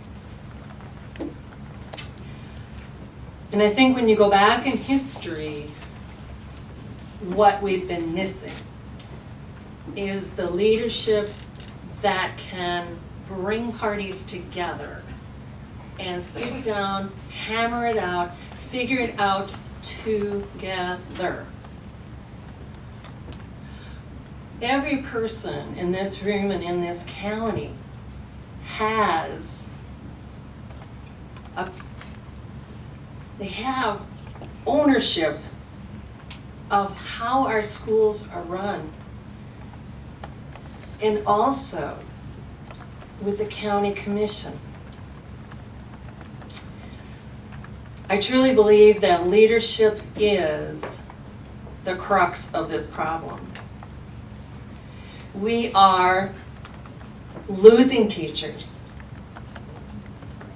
to Mecklenburg, to Virginia and South Carolina. We are starving our employees to the point where as soon as they get trained and they can earn more in the next county over, they're gone. There are at least 5 teachers, experienced teachers, that are leaving Salisbury High this year. So the bottom line for me, as someone who has a fresh look on what's gone on, is that you have to have leaders that are really willing to work together, and experienced leaders that are willing to bring that to the legislative body here in Rowan County. Thank you. Our next question, we will start with Mr. Cupp. Yesterday, the superintendent of the Rowan-Salisbury school system publicly expressed a desire to transform the public schools by focusing on children aged 3 through high school. What do you think about her ambitions in this regard, and how would you be prepared to help her as a county commissioner? Mr. Cupp. As a father of school-aged children, I know how important it is. I sat here and I look back at my education experience and how, you know, where it was lacking, where it was strong. And then I've got a 3rd grade daughter. She brings home homework, and I've got a 1st grade son, and he brings home homework, and I see the work that our teachers put in. I don't think our problem is county-wide. It's more on a school-by-school basis. It's not all schools are testing the same. You know, it's not that we have a failing educational system here in Rowan County. I think it's a lot of different schools have different needs. There's, you know, schools that are lacking textbooks, where every child can't take a textbook home, where the teachers are having to copy pages on a copier and send it home with those students, and then they have to do homework that way. You can't get the full learning experience because there's nowhere, if you need to cross-reference to another part of the book, how are you going to do that?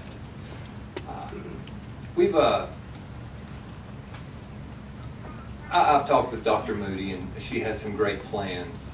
It's the literacy rate is pretty dismal. You know, it's pretty high. The illiteracy rate for the school children is pretty high. I'd like to see a change there. You know, everybody needs to read. Everybody needs to learn to read. And I hope we can get this done in this upcoming election, where we can get some forward movement in our school education system. Mr. Edds. Had a couple of 2-hour meetings with Dr. Moody. I feel like if we were an NFL team, it's like we got a 1st-round draft pick, and we're able to get just a terrific person. She's a woman of vision, I believe. She's a true leader, and I think this community is very, very fortunate to have her here. You used the word, Dr. Bitzer, transform. The word transformative is something that I think this community is looking for. I had the opportunity to have breakfast a couple of weeks ago talking about building bridges with the school superintendent, Dr. now I'm going to have to call his name. Kay Wright Norman, Susan Cox, and then also the superintendent of schools. We had over a two-hour discussion, and we talked about transformative things. I really encouraged them and told them that what this community is looking for is heroes in the education community. The community is looking to the school board and looking to Dr. Moody to set a new tone for education. I said when I announced that I was running for county commission that in the area of education that I wanted bold, sweeping changes. I wanted changes so bold that the community has to say we can't do that. And if we're not saying we can't do that, then we need to go back to the drawing board and start over. So transformative, just some things I wrote down. Bold and transformative is something that I think we need to do. So we need to get in behind her. We need to find out what we as county commissioners, I realize we don't make decisions, but what is missing, I believe, is the teachers and the school need to know that they have a partner in the county commission. And I will certainly be a willing and accomplice in the area of education. Mr. Green.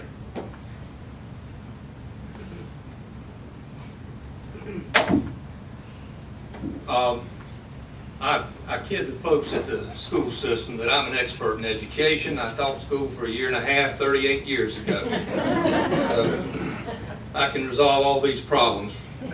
The truth of the matter is that we're not going to resolve the problem with all students in our schools because all students don't have the same background, they don't have the same family value, same families, and they do not have people who value education and will let them know that education is the way to pull themselves up from the bootstraps.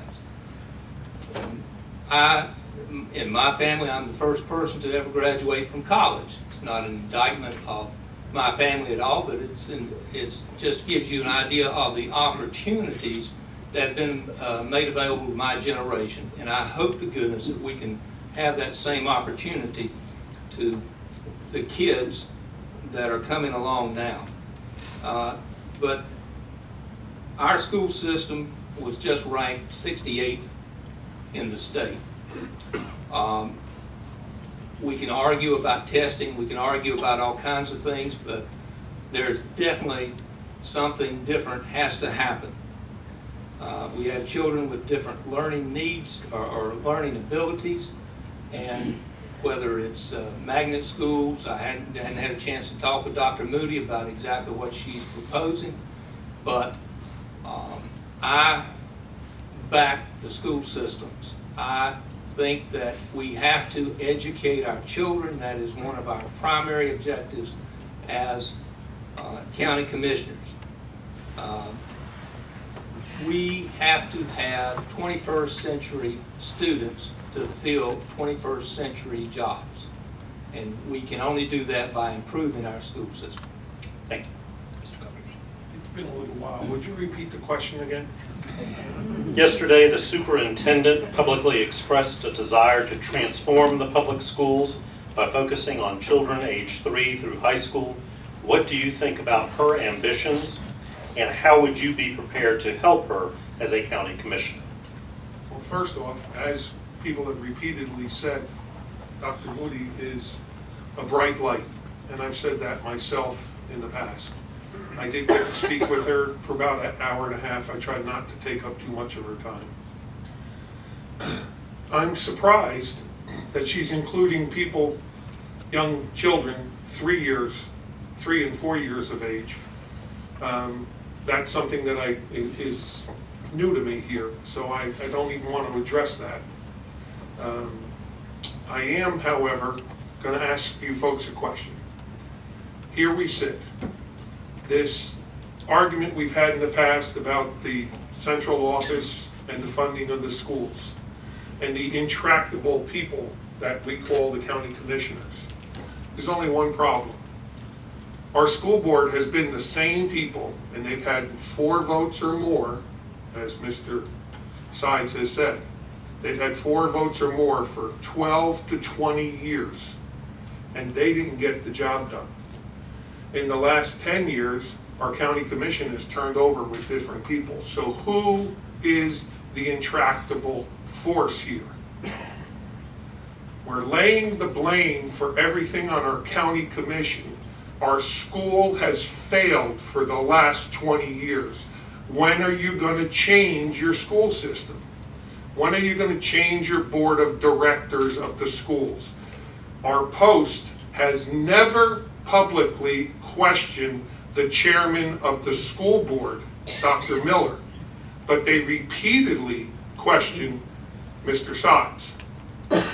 I'm wondering why the questions aren't asked and the accountability isn't asked of the elected school board. It is no different than the elected county commissioners. So I consider some of that an unfair question. Thank you. Our next question, we will start with Mr. Roosh. What is your vision for the former Salisbury Mall, and will you promise not to raise taxes to upgrade or redesign the building for either public or private businesses? My vision for the Salisbury Mall, we have to look at a partnership with private industry and government use. If we're going to utilize the mall for the purposes that the mall is going to be, which is to house the various departments within the county government, then we have to look at joint partnership, because it just won't work to utilize that entire mall area. The infrastructure itself is suspect, and from my perspective, the mall itself was a questionable solution to the county needs for increased area for workspace, whether it be the health department, the board of elections, veterans affairs. You saw recently where one of the mall attendants has joined the effort with another small business, veterans coffee house. So the utilization of the mall is going to have to follow in that footsteps. The mall itself is going to, the infrastructure, as I spoke about earlier, we're going to have to make some hard decisions about these tax dollars, which leads to the question, would I vote for a tax increase to renovate the mall, to continue the infrastructure, to upgrade it? I'm not in favor of raising taxes for the mall, period. I'm not in favor of the mall as a county governmental place, period. However, moving forward, the best plan would be to bring in joint partnership with people that have an understanding of how to best progress now that we have this. Taxes have a better use than to use for governmental agencies. Thank you. Mr. Sides. Well, I'm mistaken. I thought all taxes were used for governmental agencies, but maybe I don't know as much about what's going on as I thought I did. My plans for the mall, we did not have a strategic plan when we bought it. When the mall came available, it was a bid process. We didn't have a lot of time to get together. We didn't have time to put it on the ballot and go to the voters and ask their opinion. You elect commissioners. You have a representative form of government. You elect us to make a lot of decisions for you. We built a $6.5 million jail. We didn't go ask you, did you want us to do it? We consolidated the DSS building. We didn't put it on a ballot and ask you if you wanted us to do it. We built a new 911 center. We did a lot of things that a representative government does for the people that elects it. Now, you certainly have the right, if you don't agree with the things that we do, to take us out of office. And that's what I'd recommend that you do. If you're not happy with the leadership you have, you need to get new leadership. But let me tell you something. The mall was not a bad idea. When you can buy 329,000 square feet for $10 a square foot, and it's a 27-year-old building. My house is 40-some years old. It's not wore out. I'm not moving out. I'm going to plan to die there. But we intend to use the mall. We intend to develop a plan. We're in the process of doing that right now. We're forced by the school system to buy used buildings and repurpose them because they won't accept used buildings. They've got to have new ones. So we don't have any choice. And we had a capital improvement plan in 2005 that identified needs that we had across the county. Some of those haven't been met. We're going to meet those at the mall. And believe me, 5 years from now, some of you naysayers are going to be saying that's one of the best decisions we ever made. Ms. Clisman.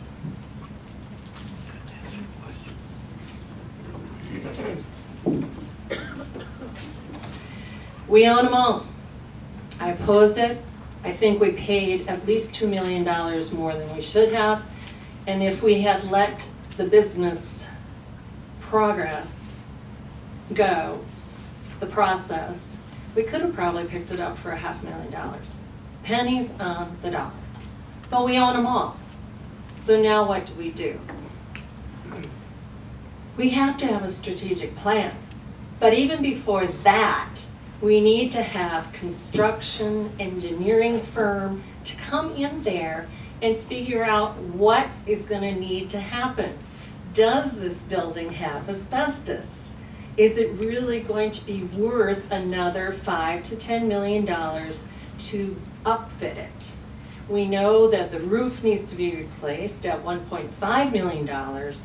So I truly believe, to represent you as citizens in this area, we are honor bound to do that inspection and to get a true understanding of what it's going to cost. Then, if we decide to go forward, then we can put together that strategic plan and we can start to meet the needs of the county and the community. But here again, I just want to go back to how we find ourselves where we are. And I think it's lack of vision. I believe that this was an expensive purchase that is already going to cost us at least $0.005 next year. Mr. Love. I think I've made it pretty obvious out in the public that I believe Rowan County, first of all, should not be a landlord and should not be in the realty business and sure should not be in the retail business. Rowan County provides services for its people. And running stores, renting out stores, and running them all, it is not a service that I can see the people of this community benefiting from. Mall is very expensive. The upkeep of the mall is very expensive. There's a reason that you anchor stores and all the other stores left, because there's too many problems, and there's a reason that the man that owned the mall didn't keep it up. It got too expensive. If you've ever remodeled your house or remodeled something and really done it right the way it's supposed to be, it costs a whole lot more to remodel than it does to build new. And with government buildings, there's a lot of laws and a lot of rules you have to follow that you don't follow at your own house. You think about all that space. Think about your house. If you didn't have the heat and air on year-round, people weren't in there year-round, you got to keep it up or it falls apart. Therefore, you got to do something with all that buildings and square footage, or it's going to fall apart. I can't see the benefit of remodeling and putting money into a 30-year-old building when you could probably build the same building big enough to house and do what you need to do as a government center cheaper than what you're going to spend on that. Yes, there's room to grow, and Lord knows this county needs to look at room to grow, because from what I've seen, nothing gets smaller. Thank you. Thank you. Our next question, we will start with Mr. Eds. Do you agree with the County Commission's decision to buy the former Salisbury Mall? If elected, would you seek to sell or keep it? And if you choose to keep it, would you move a number of county employees out of downtown Salisbury to that facility? threats? You know,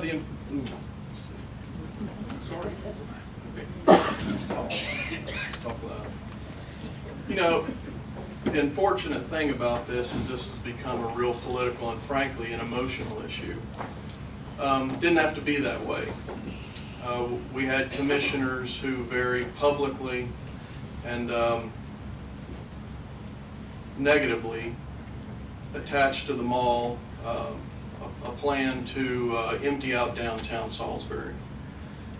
There's a lot of you folks here that have investment in downtown Salisbury, and I understand the anger that provoked. I'd be mad too. I can only speak for myself and say that I will not allow that to happen. There's a lot of investment downtown. People have poured their life savings into investment downtown. We have whole industries, attorneys, accountants, around the court system, all of that downtown. That would be pretty disruptive. Other things, you know, the question is, would I have bought it? There are a lot of issues that weren't handled properly, I don't think, would have had to been before I would have put my name on it. First of all, Mr. Sides has said before in an article they believe they pay too much for it. If no one else was bidding, as we find out, what was the rush? You know, couldn't we back off and take some time? And now, finally, we are doing a strategic plan for it, and that's a good thing. The county is currently, they have ordered what's called a space needs analysis. That space needs analysis will tell the county how much space they project to have in need for the next 10 years. That's a good thing. And so using the plan, the master plan that they've ordered for this has got to be done. So in the end, spending time with Gary Page, I believe it can be a good thing, but it's up to us as leaders to make sure it's done right. Thank you. Mr. Green.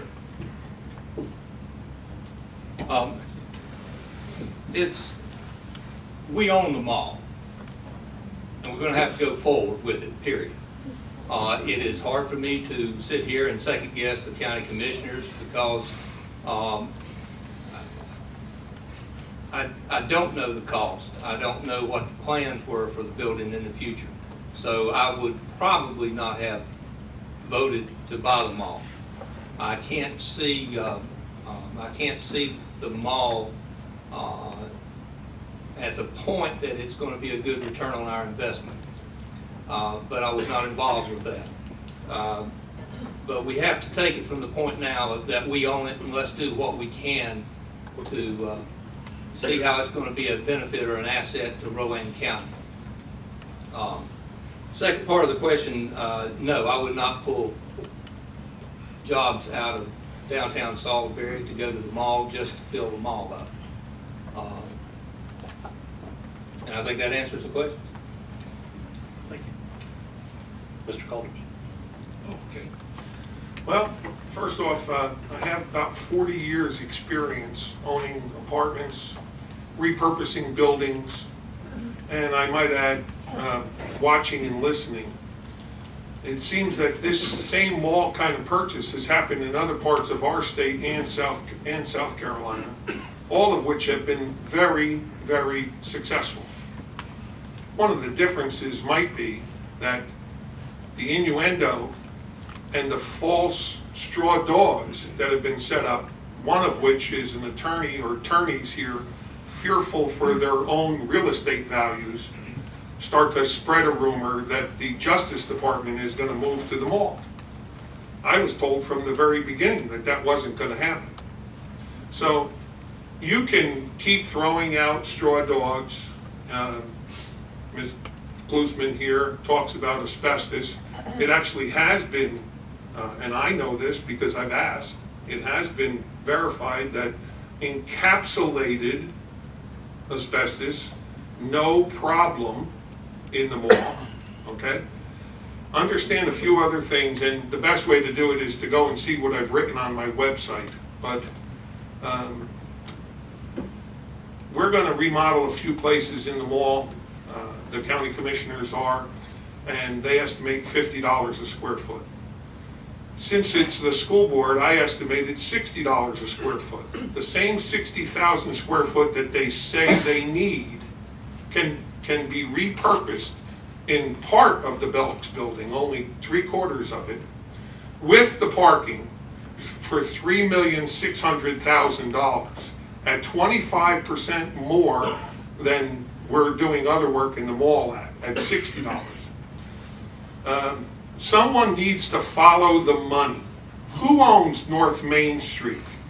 What are they going to get for the land for the parking lot for this 60,000 square foot building on North Main Street? Thank you. Mr. Cup.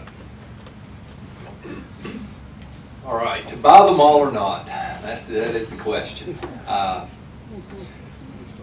4 months after the fact, I think I'd still be torn on whether to buy it or not.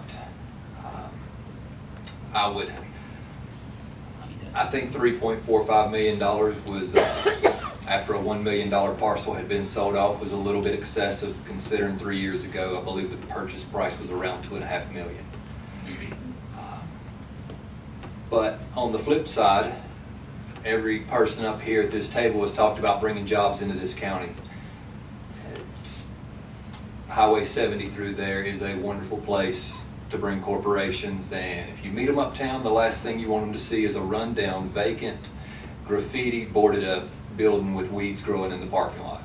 So it's a double-edged sword. It's catch-22. I think now that the county owns it, we should do the best that we can with it. I personally would like to explore the possibility of a convention center. The counties that are showing the greatest growth, they have convention centers. These corporations, large corporations, they need the meeting space. Plus you're also bringing in tourism dollars. That's dollars that come in that aren't out of line in your pocket. There's just many options to explore besides gutting downtown offices and putting everybody out at the corner of Statesville Boulevard and Jake Alexander. I think that's about it. Thank you. Our next question, we will start with Mr. Sides. What do you believe is Rowan County's business reputation, and how would you seek to attract new jobs to the county?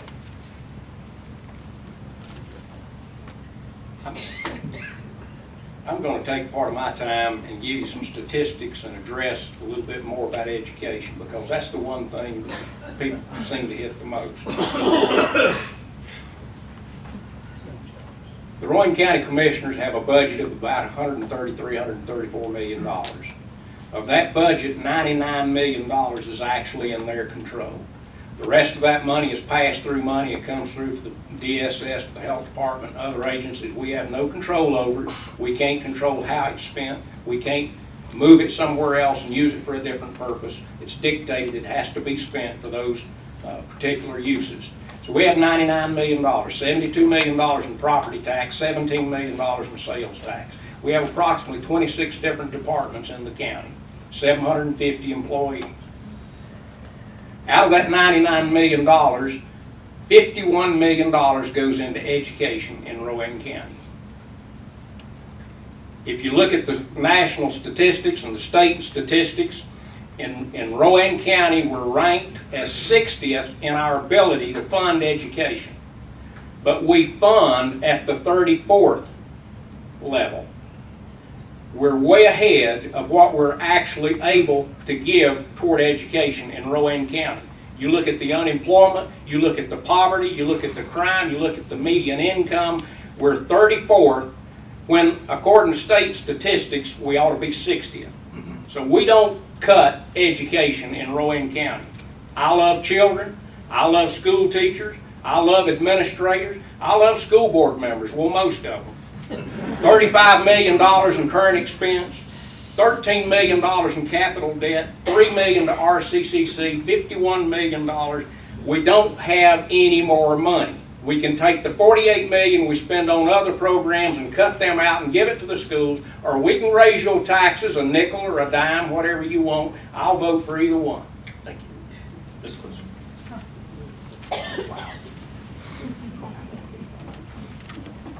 Thank you. So the question was business reputation and how we can attract jobs. I think Rowan's business reputation right now is a little shaky.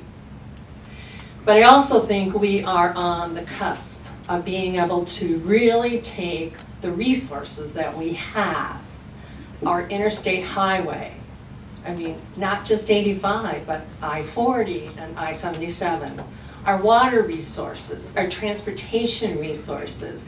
We have property that runs along the interstate, which is where businesses want to be located. We have wonderful people who want to work. So I think if we're going to look at attracting jobs, the leadership on the county commission needs to be working with our partners daily in a positive manner. I think we need to roll out the red carpet, that we need to judiciously use our incentives that we have available here in the county to attract businesses and not chase businesses away. And even when a business does come, does say yes to us, then they're chastised on the front page of the paper. This has got to stop. We need new leadership. We need experienced leadership. We need someone who knows how to collaborate and cooperate and communicate. And I believe I am one of those people. Thank you. Mr. Long.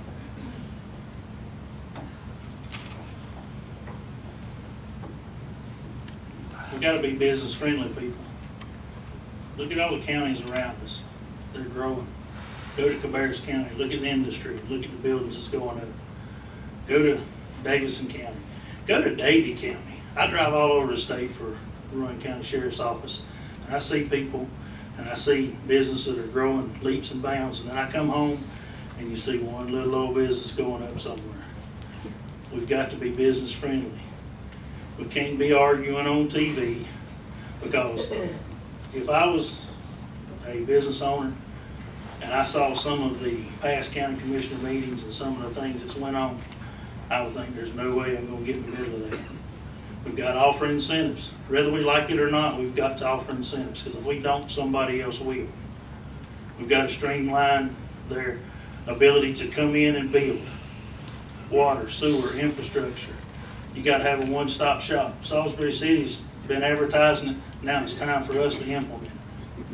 We need a place that people can walk in, sit down with one or two people, find out this is the permits I need, this is who I need to see, and put it all in a package deal and hand it to them, so when they leave, they know exactly what's going to happen. And then not have to come back before the county commission or city council or whoever 20 times begging for this or begging for that. We ought to be able to put it together quickly, get it in front of our government, and put people to work, put up some businesses. And number two, take care of the people that are here. If you take care of your citizens, your business people, your corporations are going to see that. They're going to come.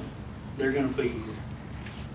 If you take care of your own people, then other people will want to be part of that. Thank you. If you get a 20-year look back, we left a lot of business on the table. We've had industries and recruitment that have come to the county, but for some reason or other, we just couldn't seem to connect. You ask yourself, why are the home values low in Rowan County? Why is industry not connected with Rowan County? It's, as I've said before, it's the image that we create. If you don't create a positive image, if you don't create an image that is conducive to industry and business growth, it's never going to go anywhere. We've been fortunate in Rowan County to have some industry and business that's stuck with us over the years. In this room, we have a great example, Mr. Kettner. You think about other industries that work as an example, that work ancillary with food lines. It's just one example. Do we attract these businesses to come here to Rowan County to do business here? We have 20 global companies thereabout that do business here in Rowan County, have industry here. The footprint that we lay out is the important thing as we move forward. We're at a critical stage in this county. If we cannot move forward and create an atmosphere that's harmonious and an atmosphere that encourages businesses to relocate here, our educational system is going to suffer. Poverty is going to continue to rise. Home values are going to continue to decline. It's incumbent on all of us to get behind an effort to create a positive economic environment in this county. And to do that, we have to give the EDC, the people that do this for a living, we have to unhinge them and let them go to work. We have to move forward with recruits, global and regionally, to bring new ideas and business here, which will move us forward. Thank you. Our last question, we will start with Mr. Green. Other counties and states are courting and cultivating new companies to move to their locations. Rowan County is in dire need of good paying jobs that support a family. What tools would you use to attract new jobs to Rowan County? Mr. Green. We all talk about jobs. I've had the opportunity for several years now to work with the EDC, and I have the first thing that comes to my mind is that people trying to look around to see where they're going to spend $10 million to build a new building. The first thing they want is to see, how am I going to be accepted when I come into the community? Have to have a good attitude, and it comes first of all from our leaders on county commission. Second of all, they're going to want to know about prices and taxes. Those things are important to them, and incentives play a good part in the deal. But the next thing that they look at is what kind of product is available. We have no spec buildings going on right now in Rowan County. I have a plan to start a spec building using private money as an investment to be an additional incentive to what the county already does with the public money. So we can get the ball going. We can get folks interested in Rowan County with just a little incentive and just a little attitude there. Now, then another thing that they're looking for is an educated workforce. And we have Rowan Cabarrus Community College, one of the best around. We've got 2 liberal arts colleges that put out good graduates every year, and then good theological seminary who will pray for us at the jobs we get. So we have just a great asset here in Rowan County, and with that being the centerpiece of what I would do in office, we can bring jobs to Rowan County. Thank you.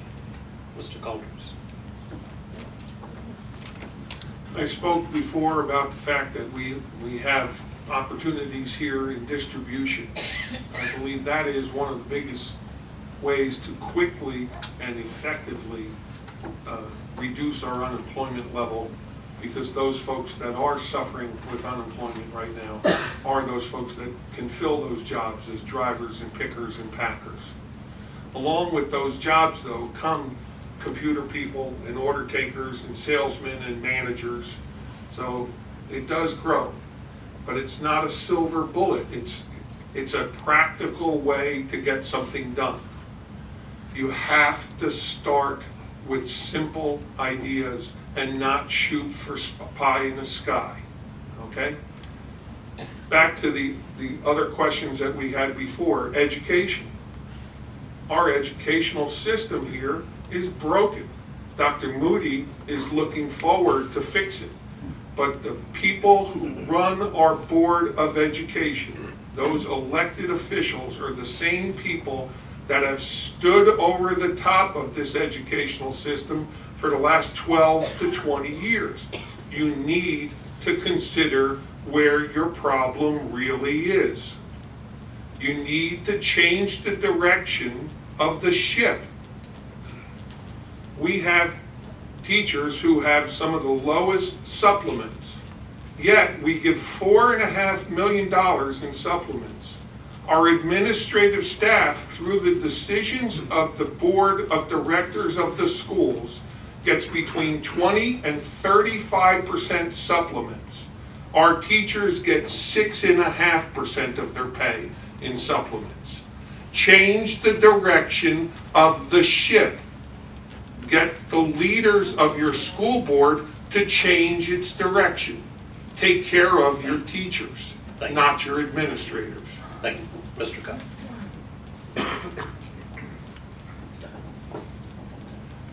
It's funny I should receive this question because last night I was just kind of piddling around on the internet and I found some interesting information.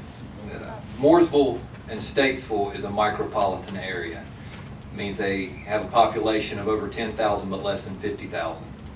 Out of the 500 plus micropolitan areas in this country, not just our state, our country, Mooresville was ranked 35th, the Mooresville Statesville area. I scrolled on down the page and I found the Salisbury area, another micropolitan in our country. In the last 10 years, we had dropped from, we were 75th, I believe it was 2004, and today we stand at 175th. We've lost 100 places. If I look at what many people consider a short little trip down 150 or 70, about 15 miles, 20 miles, the difference between our two areas. We have I-85, they have I-77. We both have a lake. We have some colleges here. We have 3 higher learning institutions. We have a rail system here, so I believe might have a leg up on them.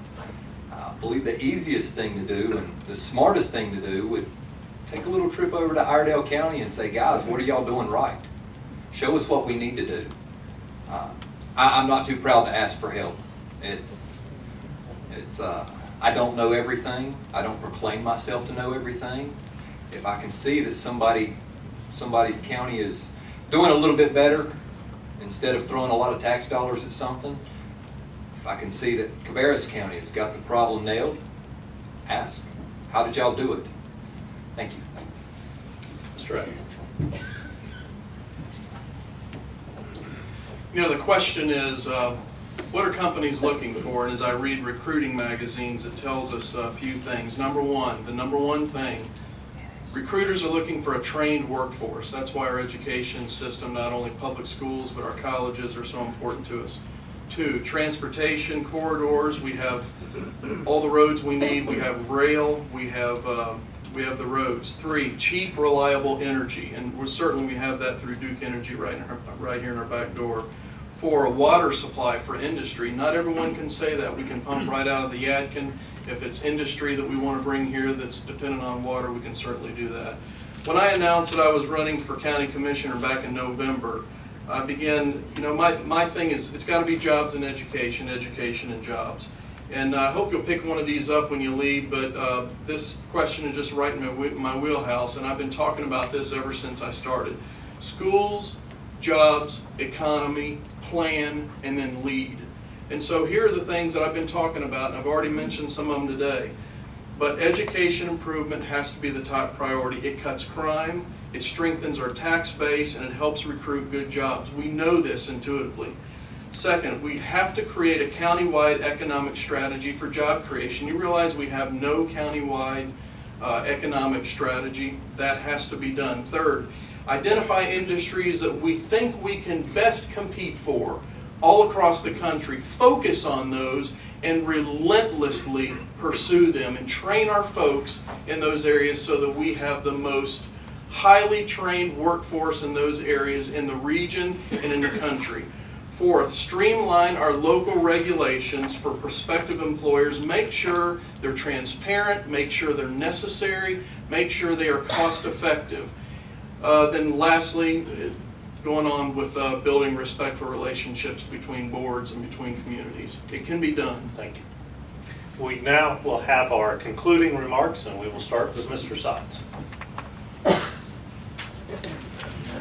Ronald Reagan said some people spend an entire lifetime wondering if they've made a difference in the world, but the Marines don't have that problem. I don't have that problem either. I know that with the help of others, I've made a difference in Rowan County government. The people of Rowan County know more about their local government and its operation today than they ever have in their history. They no longer have to tolerate alcohol on their county-owned property. They no longer have to worry about the perverts and the sex offenders in their parks. They no longer have to worry about being annexed and paying higher taxes to any municipality that would gobble them up. They have only seen one 1/4 cent property tax increase in the last 10 years. And oh, by the way, I didn't vote for that either. They have more liberty to use their property in ways that they see fit because of a simple and unrestricted land use plan. They soon will have the right to concealed carry on county property. They have someone who's proud to stand and fight for the right of their leaders to pray in Jesus' name. They have someone who they know will not give in to the special interest groups who expect them to foot the bill for their pet projects. If the people of this county want less, I say to them, elect somebody else to do this job. But I will not give them less than my best. I will continue to give them less government. Ronald Reagan said government is not the solution to our problem, government is the problem. I will continue to give them less taxes. Calvin Coolidge said collecting more taxes than is absolutely necessary is legalized robbery.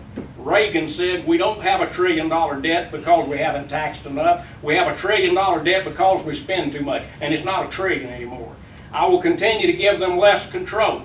To quote Ronald Reagan, government's first duty is to protect the people, not to run their lives. Those are not my words, but they are my beliefs. One final quote from Ronald Reagan. I want you to know I will not make age an issue in this campaign. I will not exploit for political purpose any of my opponent's youth and inexperience. Thank you. Well said, Mr. Sides.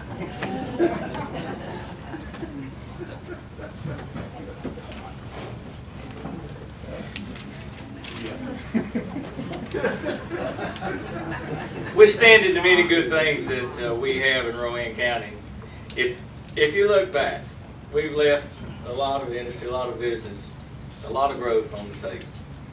Our business infrastructure has not kept pace with the surrounding areas around us.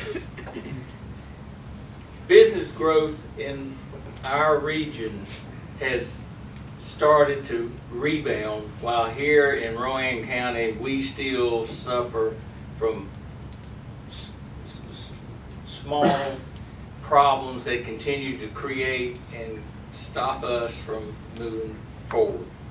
We can't tolerate a weak business or industrial environment. The reason being, in a static business environment, poverty, crime, transient relocation, wages, all that suffering. We must use every business incentive and recruitment energy to attract new business development in this county. We must look not only at the business infrastructure in this county, but we have to look out globally. We have to look out into the region. We have to take advantage of the companies that are here to see if we can't attract and attach conjoined business that works with them. Economic development, county planning, business leaders, streamline regulatory boards. We need to create strategies that target business and industries that work with Rowan to move forward. We've met many assets in Rowan County. We have state-of-the-art communication fiber. We've got air, interstate access, cultural arts, health care, colleges, public schools, Jacket River, recreational access, good neighborhoods, but most of all, we have an awakened community. We have an awakened voter agenda this time. And if we can move forward with it, we'll move forward. Thank you. Mr. Lowe. Well, I look down the table. I'm not the youngest here, so Mr. Sides could have been talking about me. But I also look out across this crowd and I see many, many business owners and businessmen and has been very successful in Rowan County. And I guarantee you that many years ago when they started their business, they didn't jump through hurdles and they didn't have the problems that we have in this county today. We need some people that's going to come in with some solutions, some knowledge, and some hard work to straighten this out. I like to think of myself as a problem solver. That's what I do in most of my jobs. So it's time that we put somebody that's willing to be a problem solver in office. I say there's plenty of people that's tired of what's happened. I see that there's plenty of people that's ready for a change, and I'm that change for you people. And after 4 years, if you don't like me, tell me. I'll leave. I'll go away gracefully and I'll take the scolding. But I think whenever we get done, everybody's going to be happy. No, I'm not going to make you happy all the time, but I guarantee you this: the distinction, the arguing, and all the negative problems we have, they're going to stop, because there's no need for it. There's no need to worry about who's in charge. There's more worry about who's going to make it happen and who's going to get it done. That's my platform, people. So hopefully when you go to the polls in 3 weeks, I'll see you vote. Thank you very much.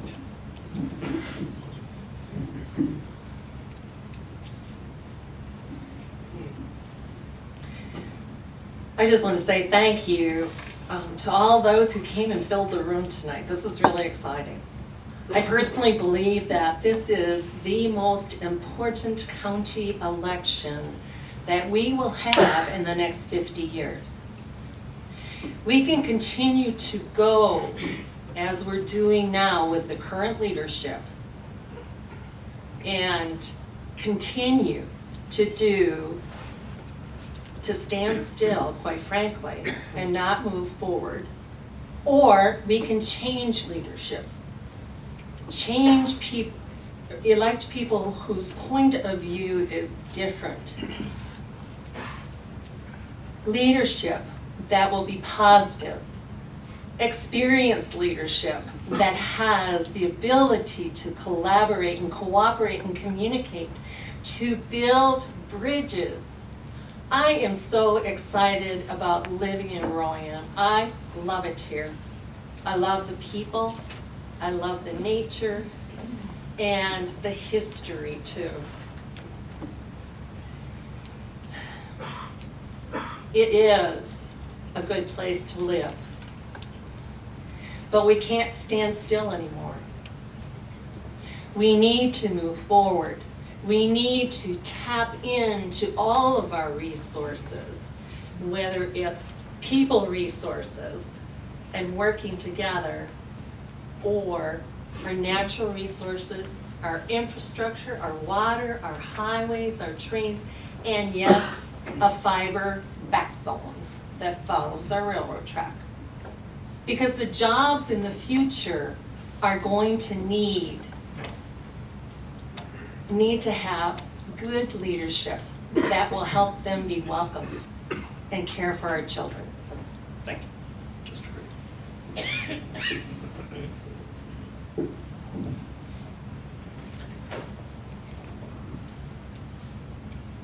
I'm probably not going to take all of my time right now, but I'll just tell you, I'll give you my 30 seconds.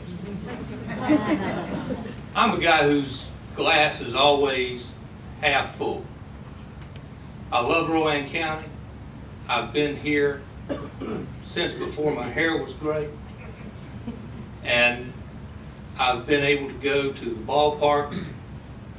I've been able to go to the lakes. I've been able to go share time with folks, whether it's making spaghetti, whether it's going to PTA meetings.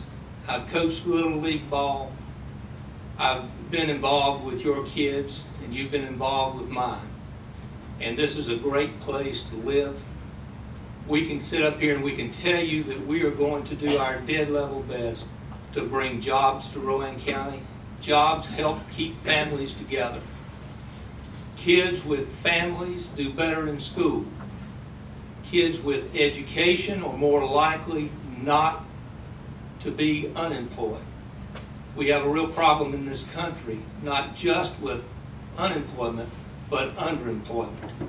That should be the backbone of what people are going to try to do on the commission, is to put families back together, make it easier for our schools to teach kids rather than to try to keep them in line.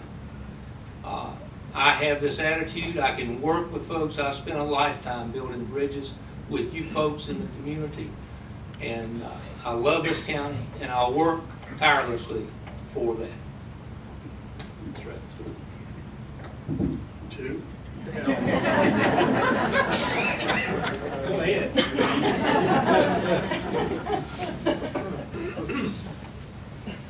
I'm going to hit an issue head on. I'm a Leadership Rowan graduate. I'm a proud past member of the County Personnel Commission and Planning Board. Been actively involved with the Chamber for 18 years, sat on its board multiple times, chaired several committees, been a division chair, and in 2012 I was the Chamber's chairman. As chairman, I led the Chamber, the EDC, the Tourism Authority, and Downtown Salisbury Incorporated through a healing process following a decade of bickering. Then I led the Chamber for 3 months while we had no Chamber president. In 2013, I led the search committee that brought our new Chamber president, Elaine Spalding, here to Rowan County. I'm an honored past recipient of the Chamber's Small Business of the Year Award. I'm a past member of the Economic Development Commission, an 18-year member of our local Civitan Club with my friend Jim here, and I'm currently chairman of the Airport Advisory Board, where I'm working with the North Carolina DOT, regional FAA officials in Memphis, and federal FAA officials in Washington, D.C. on an airport expansion project that will help bring badly needed jobs and tax base to Rowan County. I'm owner of the largest state farm agency in the county and one of the largest in the region, and twice have received my company's highest award, given to only the top 50 agents out of 17,000 nationally.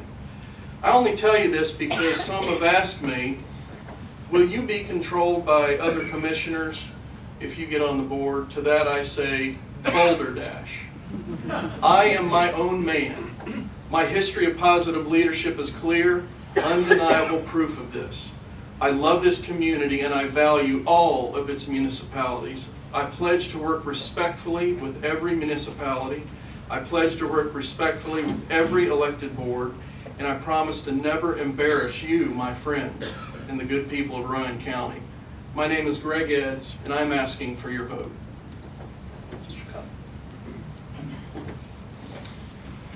Friends and neighbors, thank you for the opportunity to speak tonight. And on May 6th, I hope I secure your vote. A special thank you to Catawba College, Salisbury Post, the Chamber of Commerce, and everyone else who came together to make this a success tonight. In 1989, I joined an organization that has produced many great leaders in various fields of study. Doctors, lawyers, CEOs, community leaders, and 38 astronauts. Men with names like Gerald Ford, Donald Rumsfeld, Steven Spielberg, Ross Perot, Neil Armstrong, as well as many others.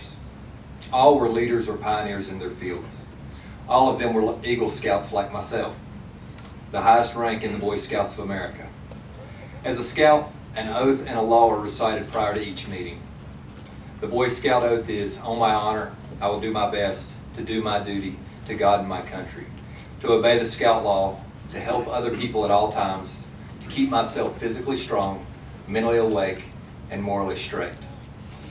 The Scout law that this oath speaks of is a Scout is trustworthy, loyal, helpful, friendly, courteous, kind, obedient, cheerful, thrifty, brave, clean, and reverent. Most boys in Scouting who attain the rank of Eagle Scout do not just recite this, they make it a way of life.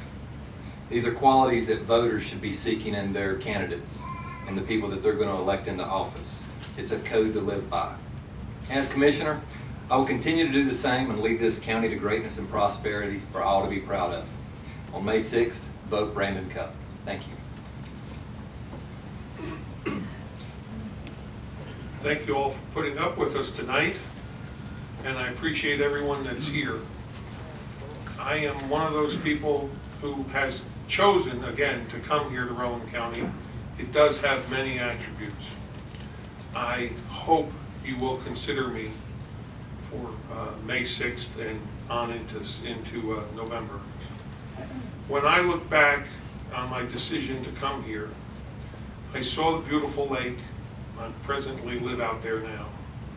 And I find that the people have been, on the most part, very warm and open.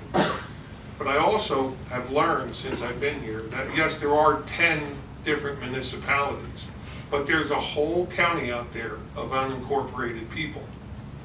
And I'm wondering if they understand that based on what I see here with this board, with this group of people, will we go back to 2004 and re-annex the airport?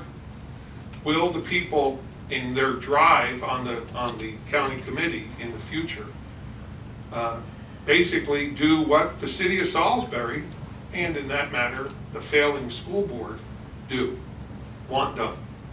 I want to represent the whole 138,000 people that live here, not just those people that live in a particular municipality. I find that freedom of living outside of the city limits very rewarding, and I hope that you all will still consider me for the Republican ticket. Thank you very much. Thank you. Please join me in thanking our candidates.